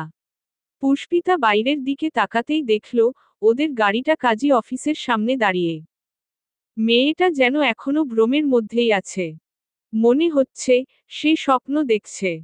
কি হচ্ছে কিছুই মাথায় ঢুকছে না ওর। পুষ্পিতাকে গাড়িতে রেখেই আসমান বেরিয়ে এল। আরিয়ানা তখন ওর পাশে এসে বসল, উত্তর দিল ওর সমস্ত প্রশ্নের। পুষ্পিতা অবাক সবটা শুনে। এগুলো কি সত্যি? সত্যিই আসমান ভাই ভালোবাসে তাকে যেভাবে ভালোবাসে পুষ্পিতা নিজে। ওর যে অবিশ্বাস্য মনে হচ্ছে সবটা। বারবার মনে হচ্ছে, ও স্বপ্নের মধ্যে আছে, আর চোখ খুলে তাকালেই মিথ্যে হবে সব। কাজী অফিসের সামনে অপেক্ষা করছিল ফারহান আর আসমানের বাকি বন্ধুরা। প্রায় অনেকক্ষণ পর পুষ্পিতাকে গাড়ি থেকে নামানো হলো। আসমানের দুই মেয়ে বন্ধু আর আরিয়ানা ওকে নিয়ে একটা রুমে ঢুকল। ওই রুমে ঢুকে অবাক পুষ্পিতা, বিছানায় সাজানো আকর্ষণীয় সব বিয়ের শাড়ি, গহনা। এগুলো বুঝি পুষ্পিতার জন্য আনা? তবে ওর মনে যে দ্বিধা কাজ করছে কিভাবে সে করবে এই বিয়ে। ও যে ওর মামা বাবাকে জানায়নি কিছুই, আর জানে না বাড়ির অন্যরা। ওদের বিয়ে হলে সবাই কেমন রিয়েক্ট করবে? এগুলো ভেবেই পিছিয়ে গেল পুষ্পিতা, সোজাসাপটা বলে দিল বিয়েটা সে করবে না। সবাই মিলে বেশ অনেকক্ষণ বুঝালো মেয়েটাকে, কিন্তু ওর সেই এক কথা। পুষ্পিতার দেরি হওয়ায় আসমান এসেছিল কি হয়েছে দেখতে। তখনই কানে গেল পুষ্পিতার বলা কথা। ও বিয়েটা করতে চায় না। শুনে রাগ হলো আসমানের। রুমে ঢুকে রেগে বলল সবাইকে, তোমরা বাইরে যাও। ওকে আমি দেখছি। আসমান আদেশ দিতেই সকলে বেরিয়ে গেল রুম থেকে। পুষ্পিতা তাকালো মানুষটির দিকে, ওর রাগী চেহারা দেখেই ভয়ে চোখ নামিয়ে নিল সে। আসমান গিয়ে পুষ্পিতার সামনে দাঁড়ালো। মেয়েটার দুই বাহু শক্ত করে চেপে ধরে রাগত্ব স্বরে বলে উঠল, আমাকে বিয়ে করতে তোমার সমস্যা কোথায়, পুষ্পিতা? তুমি কি আহানকে পছন্দ করো? ভালোবাসো ওকে? সত্যিই এমনটা হলে আমাকে বলো, আমি ওর সাথেই তোমার বিয়ে দিব। সাথে সাথেই দুই দিকে মাথা নেড়ে জবাব দিল মেয়েটা। না না, আমি উনাকে সে চোখে কখনোই দেখিনি। তাহলে আমার সাথে বিয়ে করতে এত আপত্তি কিসের তোমার? চুপ করে রইল পুষ্পিতা। আসমানের প্রশ্নের উত্তর জানা নেই তার। আসমান শান্ত হলো। পুষ্পিতা মেয়েটা যে তাকে ভালোবাসে, তা আসমান ভালো করেই জানে, তবে নিজ মুখে স্বীকার করাবে আজ। আসমান আদুরে কণ্ঠে বলল, আমার চোখের দিকে তাকাও। কিছু সময় ব্যয় করে পুষ্পিতা তাকালো আসমানের ঘোলাটে চোখ দুটোর দিকে। কেমন যেন এক অনুভূতি হলো ওর। আসমানের নেশা ধরানো চোখের চাহনি ঝড় তুলল মেয়েটার হৃদয়ে। চোখ নামাতে নিলেই বলল আসমান, উহু, দৃষ্টি সরাবে না, আমার চোখের দিকে তাকাও। পুষ্পিতা শুকনো ঢোক গিলে আবার দৃষ্টি মিলাল আসমানের চোখের সাথে। আসমান ওর চোখের দিকে তাকিয়ে প্রশ্ন করল, এবার বলো, তুমি আমাকে ভালোবাসো না? পুষ্পিতা কি বলবে বুঝতে পারছে না। একবার ভাবল, মিথ্যে বলবে, কিন্তু লোকটার চোখের দিকে তাকিয়ে মিথ্যে বলার সাহস পাচ্ছে না সে। পুষ্পিতা চুপ রইল। ওর ভীত মুখশ্রী দেখে আসমান মনে মনে হাসল। ওর কোমর স্পর্শ করে এগিয়ে আনলো নিজের কাছে। পুষ্পিতার হাত দুটো ঠেকল গিয়ে আসমানের বুকে। আসমান আবারও বলল, বলো পুষ্প, ভালোবাসো না আমায়? মেয়েটার চোখ চিকচিক করছে। কি বলবে সে? সত্যি তো এটাই, ও আসমানকে ভালোবাসে, নিজের সবটুকু দিয়ে ভালোবাসে। নিজের আবেগ ধরে রাখতে ব্যর্থ হলো অষ্টাদশী। অতি আবেগে চোখ বেয়ে গড়িয়ে পড়ল পানি, উপর নিচ মাথা নেড়ে মুখে বলল সে, ভালোবাসি আসমান ভাই। আমি আপনাকে প্রচণ্ড রকমের ভালোবাসি। আসমানের ঠোঁটের কোণে ফুটে উঠল হাসির রেখা। মেয়েটার ললাটে চুমু একে বলল, তাহলে বিয়ে করে নাও আমায়। সারা জীবনের মতো আমার হয়ে যাও তুমি। আমাদের বিয়ে কি আদৌ সম্ভব? লোকজন কি বলবে? তুমি চাইলেই সম্ভব। তুমি একবার হ্যাঁ বলো, আমি বাকিটা সামলে নেব। অন্যরা কে কি বলল না বলল, তাতে আসমান শিকদারের যায় আসে না। আমার কেবল তোমাকে চাই, তোমার ভালোবাসা চাই। পুষ্পিতা ফেরাতে পারল না আসমানকে। ও যে এই মানুষটিকে মনে প্রাণে ভালোবাসে, তার এমন পাগলামি, এমন সুন্দর আবদার না মেনে থাকবে কি করে? পুষ্পিতা রাজি হলো আসমানের কথায়। কালেমা পড়ে, আল্লাহকে সাক্ষী রেখেই বিয়ে হলো ওদের। দুজনে বাধা পড়ল বিয়ের মতো পবিত্র বন্ধনে। ফুলসজ্জিত বিছানার ঠিক মাঝখানে বসে আছে ফুলের মতো সুন্দর পুষ্পিতা। ওর পরনে আসমানের দেওয়া বিয়ের শাড়ি। লাল টুকটুকে শাড়িতে পুষ্পিতাকে পুরো যেন লাল গোলাপের মতো সুন্দর আর স্নিগ্ধ লাগছে। আসমান বসে আছে পুষ্পিতার সামনে, অবলোকন করছে মেয়েটার সৌন্দর্য। প্রেয়সীর মোহনীয় রূপে বিভোর হলো আসমান। মনে ইচ্ছে জাগলো তাকে আষ্টেপৃষ্ঠে জড়িয়ে নিতে নিজের বুকের সাথে। তাই করল আসমান। পুষ্পিতার কাছে গিয়ে আলতো করে ঠোঁট ছুয়ালো ওর কপালে। পুষ্পিতা তাকালো আসমানের মুখপানে। ঈষৎ কতটা স্নিগ্ধ সরল চেহারা। এই চেহারার মাই তো পড়েছিল পুষ্পিতা। এই চাহনিই ঝংকার তুলে ওর নরম হৃদয়ে। পুষ্পিতার চোখের সাথে চোখ মিলিয়ে মিষ্টি আবদার করল আসমান। নিজের প্রশস্ত বুকের দিকে ইশারা করে বলল পুষ্পিতাকে, মাথা রাখবে এখানটায়? সাথে সাথেই মেয়েটা লুটিয়ে পড়ল আসমানের প্রশস্ত বুকে। প্রিয় মানুষটির বুকে মাথা রেখে নিশ্চিতে বন্ধ করল চোখের পাতা। আসমানও পরম যত্নে আগলে নিল মেয়েটাকে। রাতের অন্ধকার কেটে গিয়ে সূচনা হয়েছে নতুন সকালের। শিকদার বাড়িতে আজ মেহমানদের আনাগোনা। বাড়ির বড় ছেলের বিয়ে, তাই কোনো কিছুরই কমতি রাখেননি আরহাম শিকদার। আসমানদের বাড়িটা বিশাল, পুরো জমিদারি ঘোচের। সাজানোর জন্য আরও যেন সুন্দর লাগছে। বিয়ের আয়োজন প্রায় শেষ। মেহমানরাও চলে এসেছেন। কিন্তু যাদেরকে কেন্দ্র করে এত আয়োজন তারা কেউই উপস্থিত নেই। আসমানকে ডাকতে গেল ওর কাজিনরা। কাউকে না পাঠিয়ে সালেহা বেগম গেলেন ভাইজির রুমে। কিন্তু রুমের দরজার সামনে গিয়ে দাঁড়াতেই যা দেখলেন তার জন্য প্রস্তুত ছিলেন না তিনি। নিজের হবু পুত্রবধূ আর বাহিরের একটা ছেলেকে একসাথে দেখে মেনে নিতে পারলেন না উনি। দরজাটা ছিল আধখোলা, ভেতরের দৃশ্য দেখা যাচ্ছিল স্পষ্টই। স্নেহা আর ছেলেটা কতটা ঘনিষ্ঠ অবস্থায়। রাগে ঘেন্নায় সালেহা বেগম এগিয়ে যাচ্ছিলেন স্নেহার দিকে, তখনই কানে এলো ওদের কথাবার্তা। উনি লুকিয়ে পড়লেন তখন। কান পেতে শুনলেন, ছেলেটা স্নেহার কোমরে হাত রেখে বলছে, তোমার এই বিয়ে বিয়ে খেলা শেষ হবে কবে? আর কত অপেক্ষা করব আমি? স্নেহা ভয়ে ভয়ে পর্যবেক্ষণ করল চারিপাশ। আশেপাশে কাউকে না দেখে নিশ্চিত হলো সে। ধাক্কা দিয়ে ছেলেটাকে নিজের থেকে সরিয়ে দিয়ে বলল, কেন এসেছো তুমি এখানে? বলেছিলাম তো, আমার বিয়ের আগে এই বাড়ির আশেপাশে আসবে না। মানে, তুমি অন্য কারো সাথে বিয়ে করবে আর আমি দেখব? হ্যাঁ দেখবে। রোহান রেগে গিয়ে আজেবাজে কথা বলতে শুরু করল। ওর হাবভাব দেখে ভয় পেল স্নেহা। কেউ দেখে নিলে সর্বনাশ হবে ভেবেই আটকানোর চেষ্টায় বলল রোহানকে, শোনো রোহান, আমি এসব কার জন্য করছি? তোমার জন্যই তো। তুমি জানো এই বাড়ি আর সিকদারদের বিশাল সম্পত্তির মালিক আসমান সিকদার। একবার বিয়েটা হয়ে গেলে সব আমার। আর আমার মানেই তো তোমার। তাই বলে তুমি বিয়ে করবে? তুমি বুঝতে পারছো কি বলছো? হ্যাঁ বুঝতে পারছি। তুমি কেন বুঝতে পারছো না, বলো তো? আমি তো আসমানকে ডিভোর্স দিয়ে তোমার কাছেই যাব। পুরো কথাটা বলতে পারল না স্নেহা। সালেহা বেগম ওর হাত টেনে সপাটে চড় বসালেন গালে। মেয়েটা গিয়ে ছিটকে পড়ল মেঝেতে। কি হয়েছে বোঝা মাত্রই ওর মাথায় যেন আকাশ ভেঙে পড়ল। চিৎকার চেঁচামেচি শুরু করলেন সালেহা বেগম। উনার চিৎকারের আওয়াজ নিচ পর্যন্ত গেল। এক এক করে সকলেই আসলেন স্নেহার রুমের সামনে। কি হয়েছে সব ঘটনা শুনে পায়ের তলার মাটি সরে গেল সকলেরই। স্নেহার বাড়ির লোকজন এই বিষয়ে কিছুই জানতেন না, তবে সব প্ল্যান ছিল স্নেহার আম্মুরই। উনি কোনোভাবে মেয়েকে নিয়ে পালালেন ওখান থেকে। লজ্জায় সালেহা বেগমের মাথা কাটা যাচ্ছে। স্নেহাকে তো পছন্দ করেছিলেন উনি নিজেই। উনার ভাবনাতেও ছিল না স্নেহা এতটা জঘন্য হতে পারে। শিকদার বাড়িতে কিচ্ছুক্ষণ আগেও ছিল বিয়ে বিয়ে আমেজ, কিন্তু এখন কেমন যেন এলো মেলো হয়ে গেছে সবটা। মেহমানরা সবাই এক এক করে চলে গেছেন। সালেহা বেগম ঘরে ঢুকে দরজা আটকে বসে আছেন, কান্নাকাটি করে যাচ্ছেন, সমানেই ছেলের সামনে গিয়ে দাঁড়ানোর সাহস পাচ্ছেন না তিনি। বাড়িতে গমগমে পরিবেশ বিরাজ করছে। আসমান সবটা জানার পর কেমন রিয়েজট করবে বুঝে উঠতে পারছে না কেউই। কিন্তু আসমান কোথায়? সকাল থেকে এত আয়োজন, ঝামেলার মাঝখানে একাবারের জন্যও তার দেখা পাননি কেউ। এগুলো নিয়েই আলাপ আলোচনা করছিলেন আরহান শিকদার। তখনই উনার চোখ গেল বাড়ির সদর দরজার দিকে। আসমানের চাচিরা আর পুষ্পিতার মা বাবা দুজনে বিস্ময় নিয়ে তাকালেন সেদিকে। সকলে মিলে ডেকে নিয়ে আসলেন সালেহা বেগমকেও।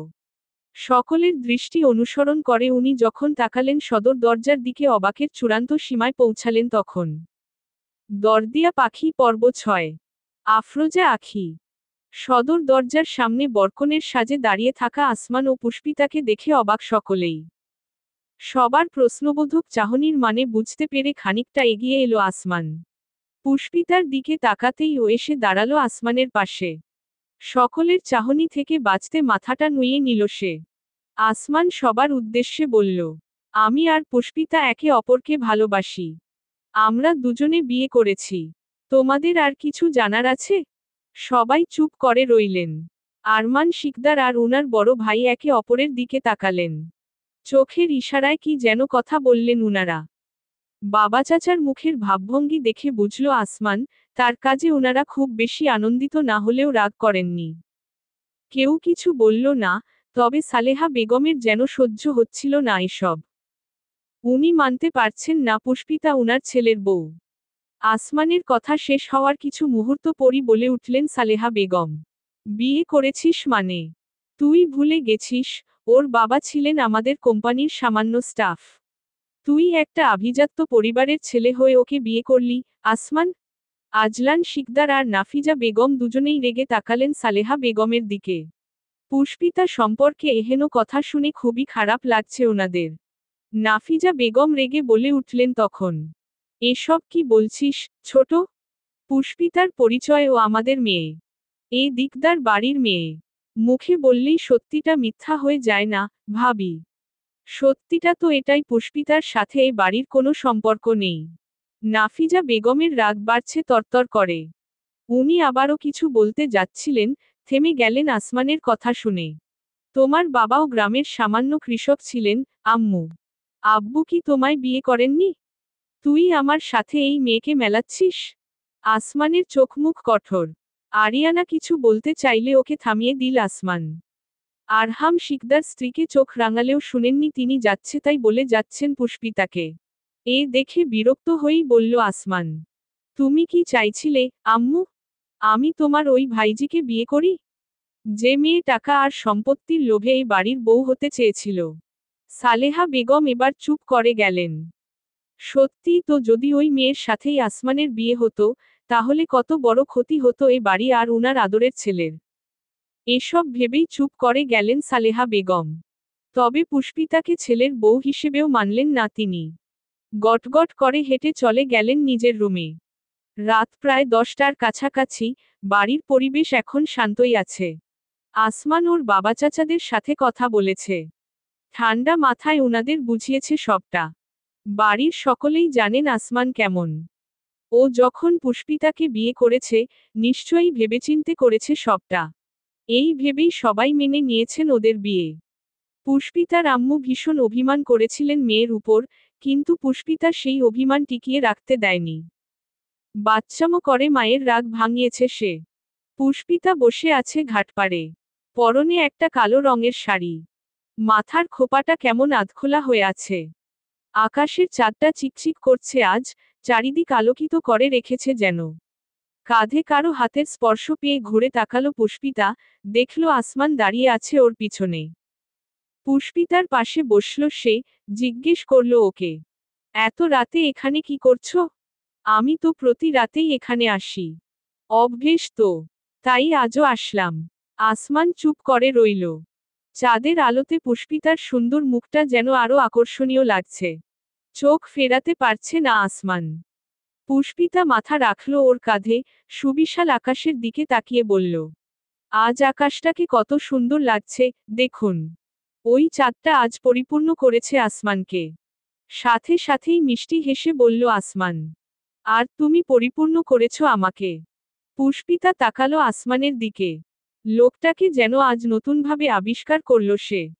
রাগী, গম্ভীর আসমান শিকদার এত নরম স্বরে কথা বলতে পারে, তা জানা ছিল না পুষ্পিতার। কিছুক্ষণ ওখানে বসে গল্প করার পর আসমান তারা দিল রুমে যাওয়ার জন্য। পুষ্পিতা তখন খেয়াল করল, ওর পায়ে ধুলো লেগে আছে। একবার পায়ের দিকে তাকিয়ে আবার পুকুরের পানির দিকে তাকালো পুষ্পিতা। আসমান বিষয়টা খেয়াল করল। ওরা যেখানে বসে আছে সেখানেই ছিল পানির উপস্থিতি। আসমান ওর হাতের সাহায্যে পানি দিয়ে ধুয়ে দিল পুষ্পিতার পা। চরম বিস্ময় বলে উঠল পুষ্পিতা, আরে হো, করছেন কি? পায়ে হাত দেবেন না প্লিজ। কেউ দেখলে খারাপ ভাববে। পুষ্পিতার কথায় মুচকি হেসে উত্তর দিল আসমান, এত রাতে এখানে কেউ আসবে না। আর দেখলে দেখুক। আমি তোমাকে ভালোবাসি, পুষ্প।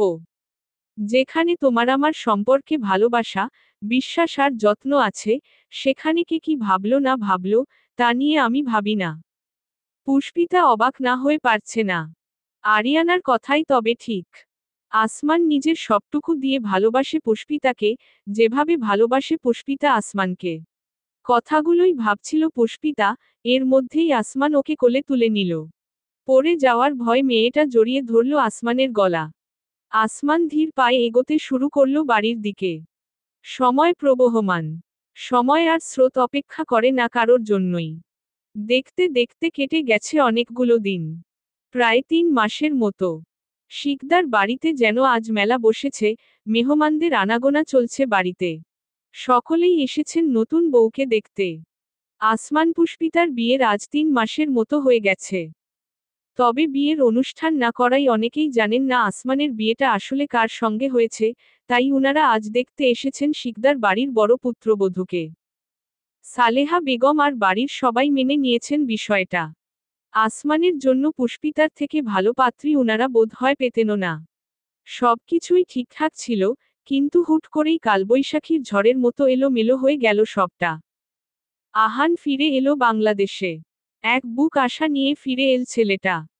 কিন্তু বাড়ি ফিরে যা দেখল, তার জন্য প্রস্তুত ছিল না আহান। সবাইকে সারপ্রাইজ দেবে বলে কাউকেই বাড়ি ফেরার সংবাদটি জানায়নি আহান। খুশিমনে এসে দাঁড়িয়েছে সদর দরজার সামনে। বাড়ি ভর্তি মেহমানরা তখন ব্যস্ত আসমান আর পুষ্পিতাকে নিয়ে। আহানের কপালে ভাঁজ পড়ল সবটা দেখে। ও যা ভাবছে তাই কি সত্যি? কিন্তু বাড়ির সবার সাথেই তো ওর যোগাযোগ ছিল। কেউ অন্তত বলতো। আস্তে আস্তে হেঁটে কিছুটা সামনে গেল আহান। তখনও বাড়ির কেউ আহানকে দেখেনি। আসমান আর পুষ্পিতা তখন পাশাপাশি দাঁড়িয়ে আছে। পুরো যেন স্বামী স্ত্রীর মতো লাগছে ওদের।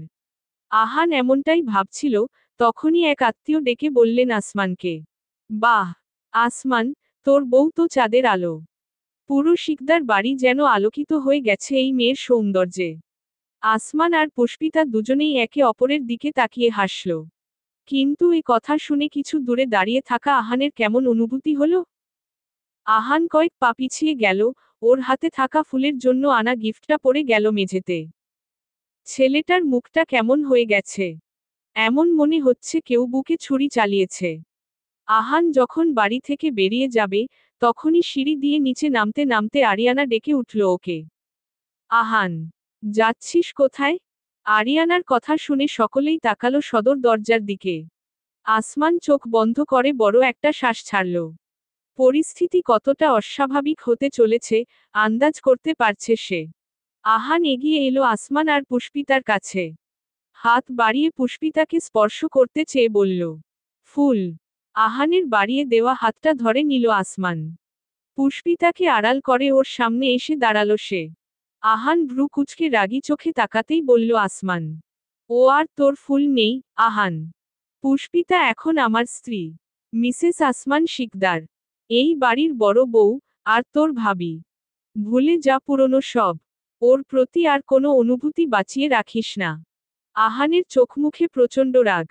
আসমান তবে সেদিন ইচ্ছা করেই আহানকে আমেরিকা পাঠিয়েছিল। ছেলেটা এতদিন মন দিয়ে কাজ করেছে, অপেক্ষা করেছে বাড়ি ফেরার জন্য। ওর সব স্বপ্ন আশা এক নিমিষেই যেন শেষ হয়ে গেল। আসমানের মুখের কথাটাই যথেষ্ট আহানকে ভেতর থেকে শেষ করে দেওয়ার জন্য। ও যে সত্যিই ভেতর থেকে ভেঙে চুরমার হয়ে গেছে ফুলকে অন্য কারো পাশে দেখে। আহানের বিরক্ত লাগছে সবকিছু, ও মানতে পারছে না। ফুলের পাশে অন্য কাউকে ভাবতেও কষ্ট হচ্ছে। পুষ্পিতা তখন ছোট ছোট চোখ করে তাকিয়েছে আহানের দিকে। আহানের চোখ দুটো কেমন চিকচিক করছে, ফর্সা মুখটা ঢেকে গেছে অন্ধকারে। পুষ্পিতার মায়া হলো। ও ভালো না বাসলেও আহান যে ওকে ভালোবাসে, তা পুষ্পিতা জানে। পুষ্পিতার যেমন কষ্ট হয়েছিল আসমানকে অন্য কারো পাশে দেখে, আহানের নিশ্চয়ই তেমনভাবেই কষ্ট হচ্ছে। আহান নিজের হাতটা ছাড়িয়ে নিল আসমানের থেকে। পুষ্পিতার মুখপানে তাকালো সে। পিছুতে পিছুতে বলল, তুই কথা রাখিসনি, ফুল। আমার জন্য অপেক্ষা করিসনি তুই। অথচ আমি তোকে কতটা ভালোবাসলাম। আমি নিজের কাছেই নিজে কতটা বেহা হলাম তোকে পাওয়ার জন্য। তুই আমার হলেও পারতি। আহান বেরিয়ে গেল বাড়ি থেকে। পুষ্পিতা সহ বাড়িভর্তি মানুষগুলো সবাই হতবাক হয়ে তাকিয়ে রইল ছেলেটার যাওয়ার পানে। পুষ্পিতার কষ্ট হলো আহানের কথা শুনে। ইচ্ছে হলো ওকে আটকাবে, বুঝাবে পুষ্পিতার মনে তার প্রতি ভালোবাসা ছিল না। ছিল কেবল শ্রদ্ধা আর সম্মান। সালেহা বেগম আর আরিয়ানা কত করে ডাকলেন আহানকে, কিন্তু সে শুনল না কারোর ডাক। সবাইকে ভেতরে থাকতে বলে আসমান পিছু নিল ভাইয়ের। ছেলেটার সামনে গিয়ে দাঁড়িয়ে বলল, পাগলামি করছিস কেন, আহান? মেনে নে সবটা। তুই পুষ্পিতাকে পছন্দ করলেও, পুষ্পিতা তোকে পছন্দ করত না। কেন বুঝতে পারছিস না? আসমান আহানের হাতটা ধরলেই আহান এক ঝটকায় নিজের হাত ছাড়াল আসমানের থেকে। চুপচাপ দাঁড়িয়ে রইল কিছু সময়। ওর চোখ দুটো লাল হয়ে আছে, চেহারার সেই সুন্দর ভাবটা হারিয়ে গেছে। আসমানের দিকে তাকালো আহান। কি যেন ভেবে হেসে উঠল। আসমান বুঝল না আহানের এই হাসির মানে। কিছু বলতে যাবে, তখনই ওকে থামিয়ে দিয়ে আহান বলল, তুমি চলচাতুরি করে আমার থেকে ফুলকে কেড়ে নিলে তো, ভাইয়া। ঠিক করনি তুমি এটা। রুহের অভিশাপ বলেও একটা কথা আছে, জানো তো? আমার রুহু তোমাকে অভিশাপ দেবে, তুমি কখনোই সুখী হবে না। তোমাদের বিয়ে হয়েছে, সংসার হয়েছে, ভবিষ্যতে হয়তো ঘর আলো করে বাচ্চাও আসবে। কিন্তু সবকিছুর ভিড়েও ফুলের মনের এক কোণে আমি রয়ে যাব। আহান বেঁচে থাকবে ফুলের ভালোবাসায়, বুক ছিঁড়ে আসা প্রতিটা দীর্ঘশ্বাসে, আফসোসে। তুমি মিলিয়ে নিও, আমাকে ঠকিয়ে তুমি কখনোই সুখী হতে পারবে না। সব পেলেও তুমি ভালোবাসা পাবে না। কথাগুলো বলে 1 মিনিটও দেরি করল না আহান। নিজের বাইকটা বের করে ওটা নিয়েই বেরিয়ে গেল বাড়ি থেকে। আসমানের কেমন অনুশোচনাবোধ হচ্ছে। মনের মধ্যে একটা খারাপ লাগা কাজ করছে। যতই হোক আহান ওর ভাই। ওর খুবই স্নেহের ছেলেটা। আহানের কাছে কি ক্ষমা চাওয়া উচিত? সত্যিই তো, আসমান চলচাতুরি করেই পুষ্পিতাকে ওর থেকে কেড়ে নিয়েছে। এই ভেবেই দ্রুত গিয়ে গাড়িটা স্টার্ট দিল আসমান। আহানের বাইকের পিছনে সেও ছুটল। কিছুদূর গিয়েই বাইক থামিয়েছে আহান। বাইকটাকে একপাশে রেখে আনমনে হাঁটছে আর কি যেন ভেবে চলেছে। ওর চোখের সামনে বারবার ভেসে উঠছে কিছুক্ষণ আগের ঘটনা। আহান মানতে পারছে না, ফুল আর ওর নেই। যাকে নিয়ে মনে মনে ভালোবাসার চাদর বুনেছে, কত স্বপ্ন সাজিয়েছে তাকে ঘিরে, সে এখন তারই ভাইয়ের বউ। ফুলকে পাওয়ার আর কোনো পথ খোলা নেই আহানের কাছে। আহান তাকালো আকাশ পানে, বিড়বিড় করে আওড়ালো। যাকে আমার ভাগ্যে লিখনি তার প্রতি এত ভালোবাসা কেন জন্মালে খোদা? সবশেষে ফুল আমার হৃদয়ে থাকবে আর অন্য কারো ভাগ্যে। আমি যে মানতে পারছি না এটা। কথাগুলো ভাবলেই কষ্টে বুক ভার হয়ে আসছে আহানের। ও এক মনে এসব ভাবছে আর হেঁটে যাচ্ছে। হাঁটতে হাঁটতে কবে যে যানবাহনপূর্ণ রোডের মাঝখানে এসে দাঁড়িয়েছে, খেয়াল নেই সেদিকে। কিছু দূর থেকে দ্রুতগতিতে একটা ট্রাক ছুটে আসছিল তখন। আসমান পুরো বিষয়টা লক্ষ্য করে ডাকতে শুরু করল আহানকে, কিন্তু আহান যে নিজের মধ্যে নেই। ভাইয়ের ডাক ওর কানে পৌঁছাচ্ছে না। ট্রাকটা তখন আহানের একদম কাছে এসে গেল। আসমান আর রাস্তার অন্য মানুষদের চিৎকার চেঁচামেচি আহানের কানে গেলেই ধ্যান ভাঙল ওর।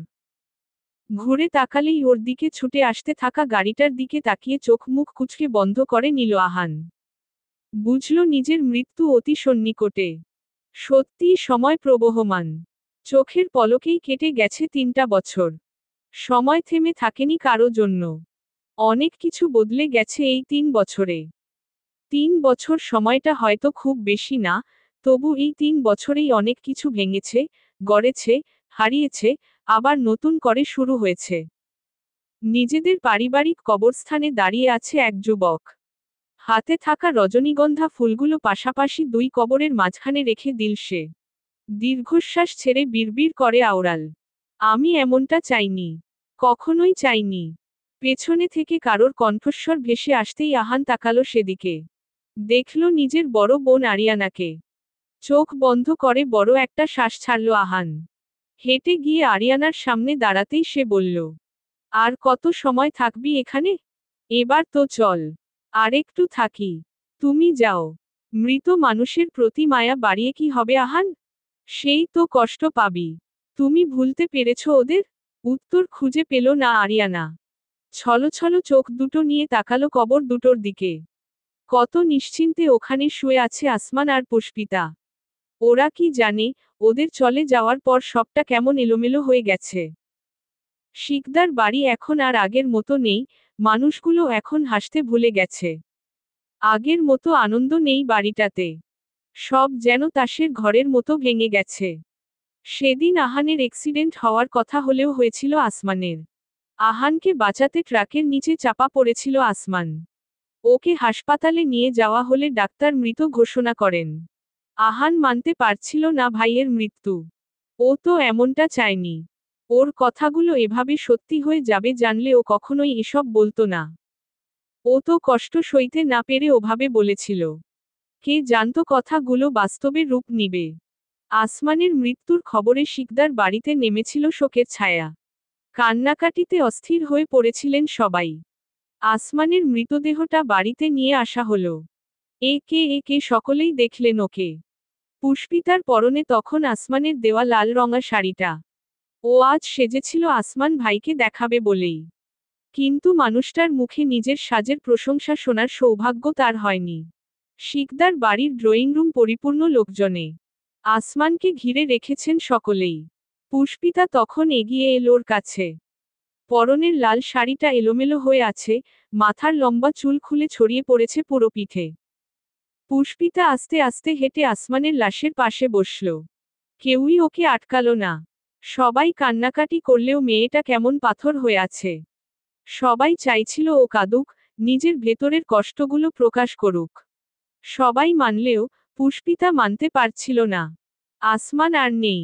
আসমান তো ওকে কথা দিয়েছিল শেষ নিঃশ্বাস পর্যন্ত ওর সঙ্গে থাকবে। তাহলে শেষ মুহূর্তে এসে লোকটা এমন বেইমানি করল কেন? আসমানকে ছাড়া পুষ্পিতা বাঁচবে কিভাবে? মানুষটা যে ওর প্রাণভোমরা। কথাগুলো ভেবেই নিজের কাপা কাপা হাত দিয়ে আসমানের মুখ স্পর্শ করল মেয়েটা। খানিকটা এগিয়ে গিয়ে বলল আসমানকে, শুনছেন? চোখ খুলুন। দেখুন, আমি লাল শাড়ি পরেছি। আপনিই তো বলেছিলেন লাল শাড়ি পরে সাজগোছ করতে। এবার দেখে বলুন তো, কেমন লাগছে আমাকে? পুষ্পিতা আরো কত কথা বলে যাচ্ছে আসমানকে, কিন্তু আসমান কি শুনছে ওর কথা? বাড়ি ভর্তি মানুষগুলো কান্না শুরু করলেন ওর প্রলাপ শুনে। ওকে কেমন পাগল পাগল লাগছে, দুঃখে দিশেহারা হয়ে যা ইচ্ছে তাই বলে যাচ্ছে মেয়েটা। আসমান শুনবে না, উত্তর দিবে না জেনেও কথা বলে যাচ্ছে ওর সাথে। আরিয়ানা এগিয়ে এল পুষ্পিতার কাছে। ওর হাত টেনে নিজের দিকে চাওয়ালো। কান্না করতে করতে পুষ্পিতাকে বলল, ভাইয়া তোর কথা শুনছে না, পুষ্পিতা।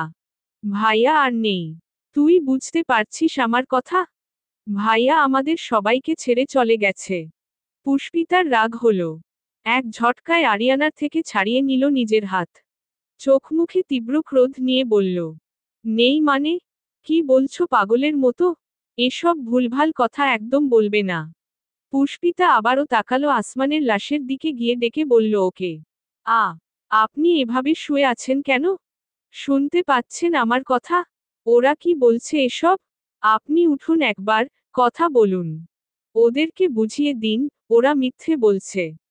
পুষ্পিতা ডেকে যাচ্ছে আসমানকে, কিন্তু আসমান তো প্রত্যুত্তর করছে না। সব সৎবা মহিলারা নিয়ে যেতে চাইলেন পুষ্পিতাকে। কিন্তু সে এক চুলও নড়ল না, আসমানকেও দাফনের জন্য নিয়ে যেতে দিল না। কিছুক্ষণ এভাবেই কেটে গেল। যখন পুষ্পিতা বুঝল সবাই ঠিক, আর সে ভুল। আসমান সারা জীবনের জন্য ছেড়ে চলে গেছে ওকে। তখনই হাউমাউ করে কেঁদে উঠল মেয়েটা। আহাজারি করে কত কি বলল সে। উপস্থিত সবাই তখন কেঁদে উঠলেন ওর কান্না দেখে। আচমকাই উঠে দাঁড়ালো পুষ্পিতা। দৌড়ে নিজের রুমে গিয়ে দরজা আটকালো। পিছু পিছু বাড়ির সবাই গেলেন, আহানও গেল ওর ফুলকে ডাকতে। সবকিছুর জন্য আহানের যে নিজেকেই দায়ী মনে হচ্ছিল। বাড়ির সবাই অনেক ডাকাডাকি করলেন পুষ্পিতাকে, সে দরজা খুলল না। উপায় না পেয়ে দরজা ভেঙেই ঢোকা হলো ওর রুমে। পুষ্পিতা তখন খাটের সাথে হেলান দিয়ে মেঝেতে বসে আছে। পুরো রুমে ছড়িয়ে ছিটিয়ে পড়ে আছে জিনিসপত্র। পুষ্পিতা নিজের বুকে আগলে রেখেছে আসমানের ছবি। পুষ্পিতা ঠিকঠাক আছে ভেবে নিশ্চিত মনে চলে যাচ্ছিলেন সবাই। কিন্তু আহানের মন মানল না, ওর কেমন অস্বাভাবিক লাগলো সবটা। মেঝেতে বসে থাকা পুষ্পিতাকে কেমন প্রাণহীন মনে হলো ওর কাছে। আহান এগিয়ে যেতে চাইলে আরিয়ানা থামালো ওকে। ওর নিজেরও স্বাভাবিক মনে হচ্ছে না সবটা।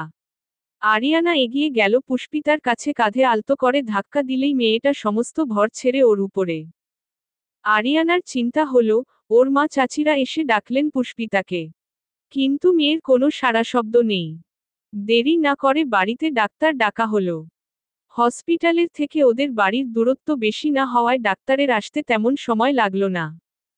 পুষ্পিতাকে চেক করে ডাক্তার জানালেন, ও আর বেঁচে নেই। কথাটা শোনা মাত্রই মেয়েকে বুকে আগলে হাউমাউ করে কান্না শুরু করলেন নাফিজা বেগম। পুষ্পিতার হার্টে সমস্যা, সেই ছোটবেলা থেকেই ও নিতে পারেনি এত বড় শখ। আসমানের মৃত্যু ভেতর থেকে ভেঙে দিয়েছে মেয়েটাকে। যার ফলস্বরূপ হৃদযন্ত্রের চলাচল বন্ধ হয়ে মারা গেছে সে। পৃথিবীর মায়া ত্যাগ করে সে চলে গেছে আসমানের কাছে। সবাই মিলে ব্যস্ত হলো পুষ্পিতাকে নিয়ে। আহান দেখল বিছানায় পড়ে থাকা ফুলের নিথর দেহ। দপ করে মেঝেতে বসে পড়ল আহান। দুই হাত দিয়ে খামচে ধরল মাথার চুল। ফুল আর বেঁচে নেই। প্রিয় মানুষকে হারানোর বেদনায় সে নিজেও চলে গেল। কতটা ভালোবাসলে, ঠিক কতটা ভালোবাসলে মানুষ এমন হতে পারে। আহান নিজের ভুল বুঝল। সে বুঝল, তার মনে ফুল থাকলেও ফুলের মনে কেবল আসমানই ছিল। ফুল আসমানকে ভালোবেসেছে তার শেষ নিঃশ্বাস পর্যন্ত। শিকদার বাড়ি থেকে সেদিন দুটো লাশ বেরোলো।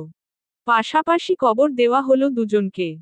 অথচ আজ কবরে থাকার কথা ছিল আহানের। নিয়তি এত নিষ্ঠুর কেন? কেন এমনটা হলো? আহান যে তার ফুলের মৃত্যু চায়নি, ভাইয়ের এমন পরিণতিও চায়নি আহান। তবে সবটা এমন এলোমেলো হয়ে গেল কেন? আহানের যে আজও নিজেকে অপরাধী মনে হয়। বারবার মনে হয় ওর ফুল আর আসমান ভাইয়ের একটা সুন্দর, সাজানো গোছানো সংসার হতো। ওরা ভালো থাকতো সারা জীবন। এসব হয়নি কেবল আহানের জন্যই। পুষ্পিতা আর আসমানের কবরের দিকে তাকিয়ে কথাগুলো ভেবে চোখের পানি ফেলছিল আহান। আরিয়ানা ওর ভাইয়ের কাঁধে হাত রেখে বলল, সবই আল্লাহর ইচ্ছেতে হয়েছে আহান। আল্লাহ ওদের ভাগ্যে যেমনটা লিখেছিলেন, তেমনটাই হয়েছে। এখানে তোর, আমার বা অন্য কারোর কোনো হাত নেই। আহান কথা বলল না, নিশ্চুপ সে। কবর দুটোর দিকে তাকিয়ে কি যেন ভেবে চলেছে। আরিয়ানা জানে, ওর ভাইয়ের ভাবনা পুষ্পিতা আর আসমানের মৃত্যুর জন্য আহান নিজেকেই দোষী মনে করে। কিন্তু সত্যিটা তো এটাই, আল্লাহ ওদের আয়ুই লিখেছিলেন অতটুকু। আরিয়ানা প্রতিবার আহানকে বোঝায়। আজও বুঝিয়ে সুঝিয়ে বাড়ি নিয়ে গেল ওকে। সমাপ্ত।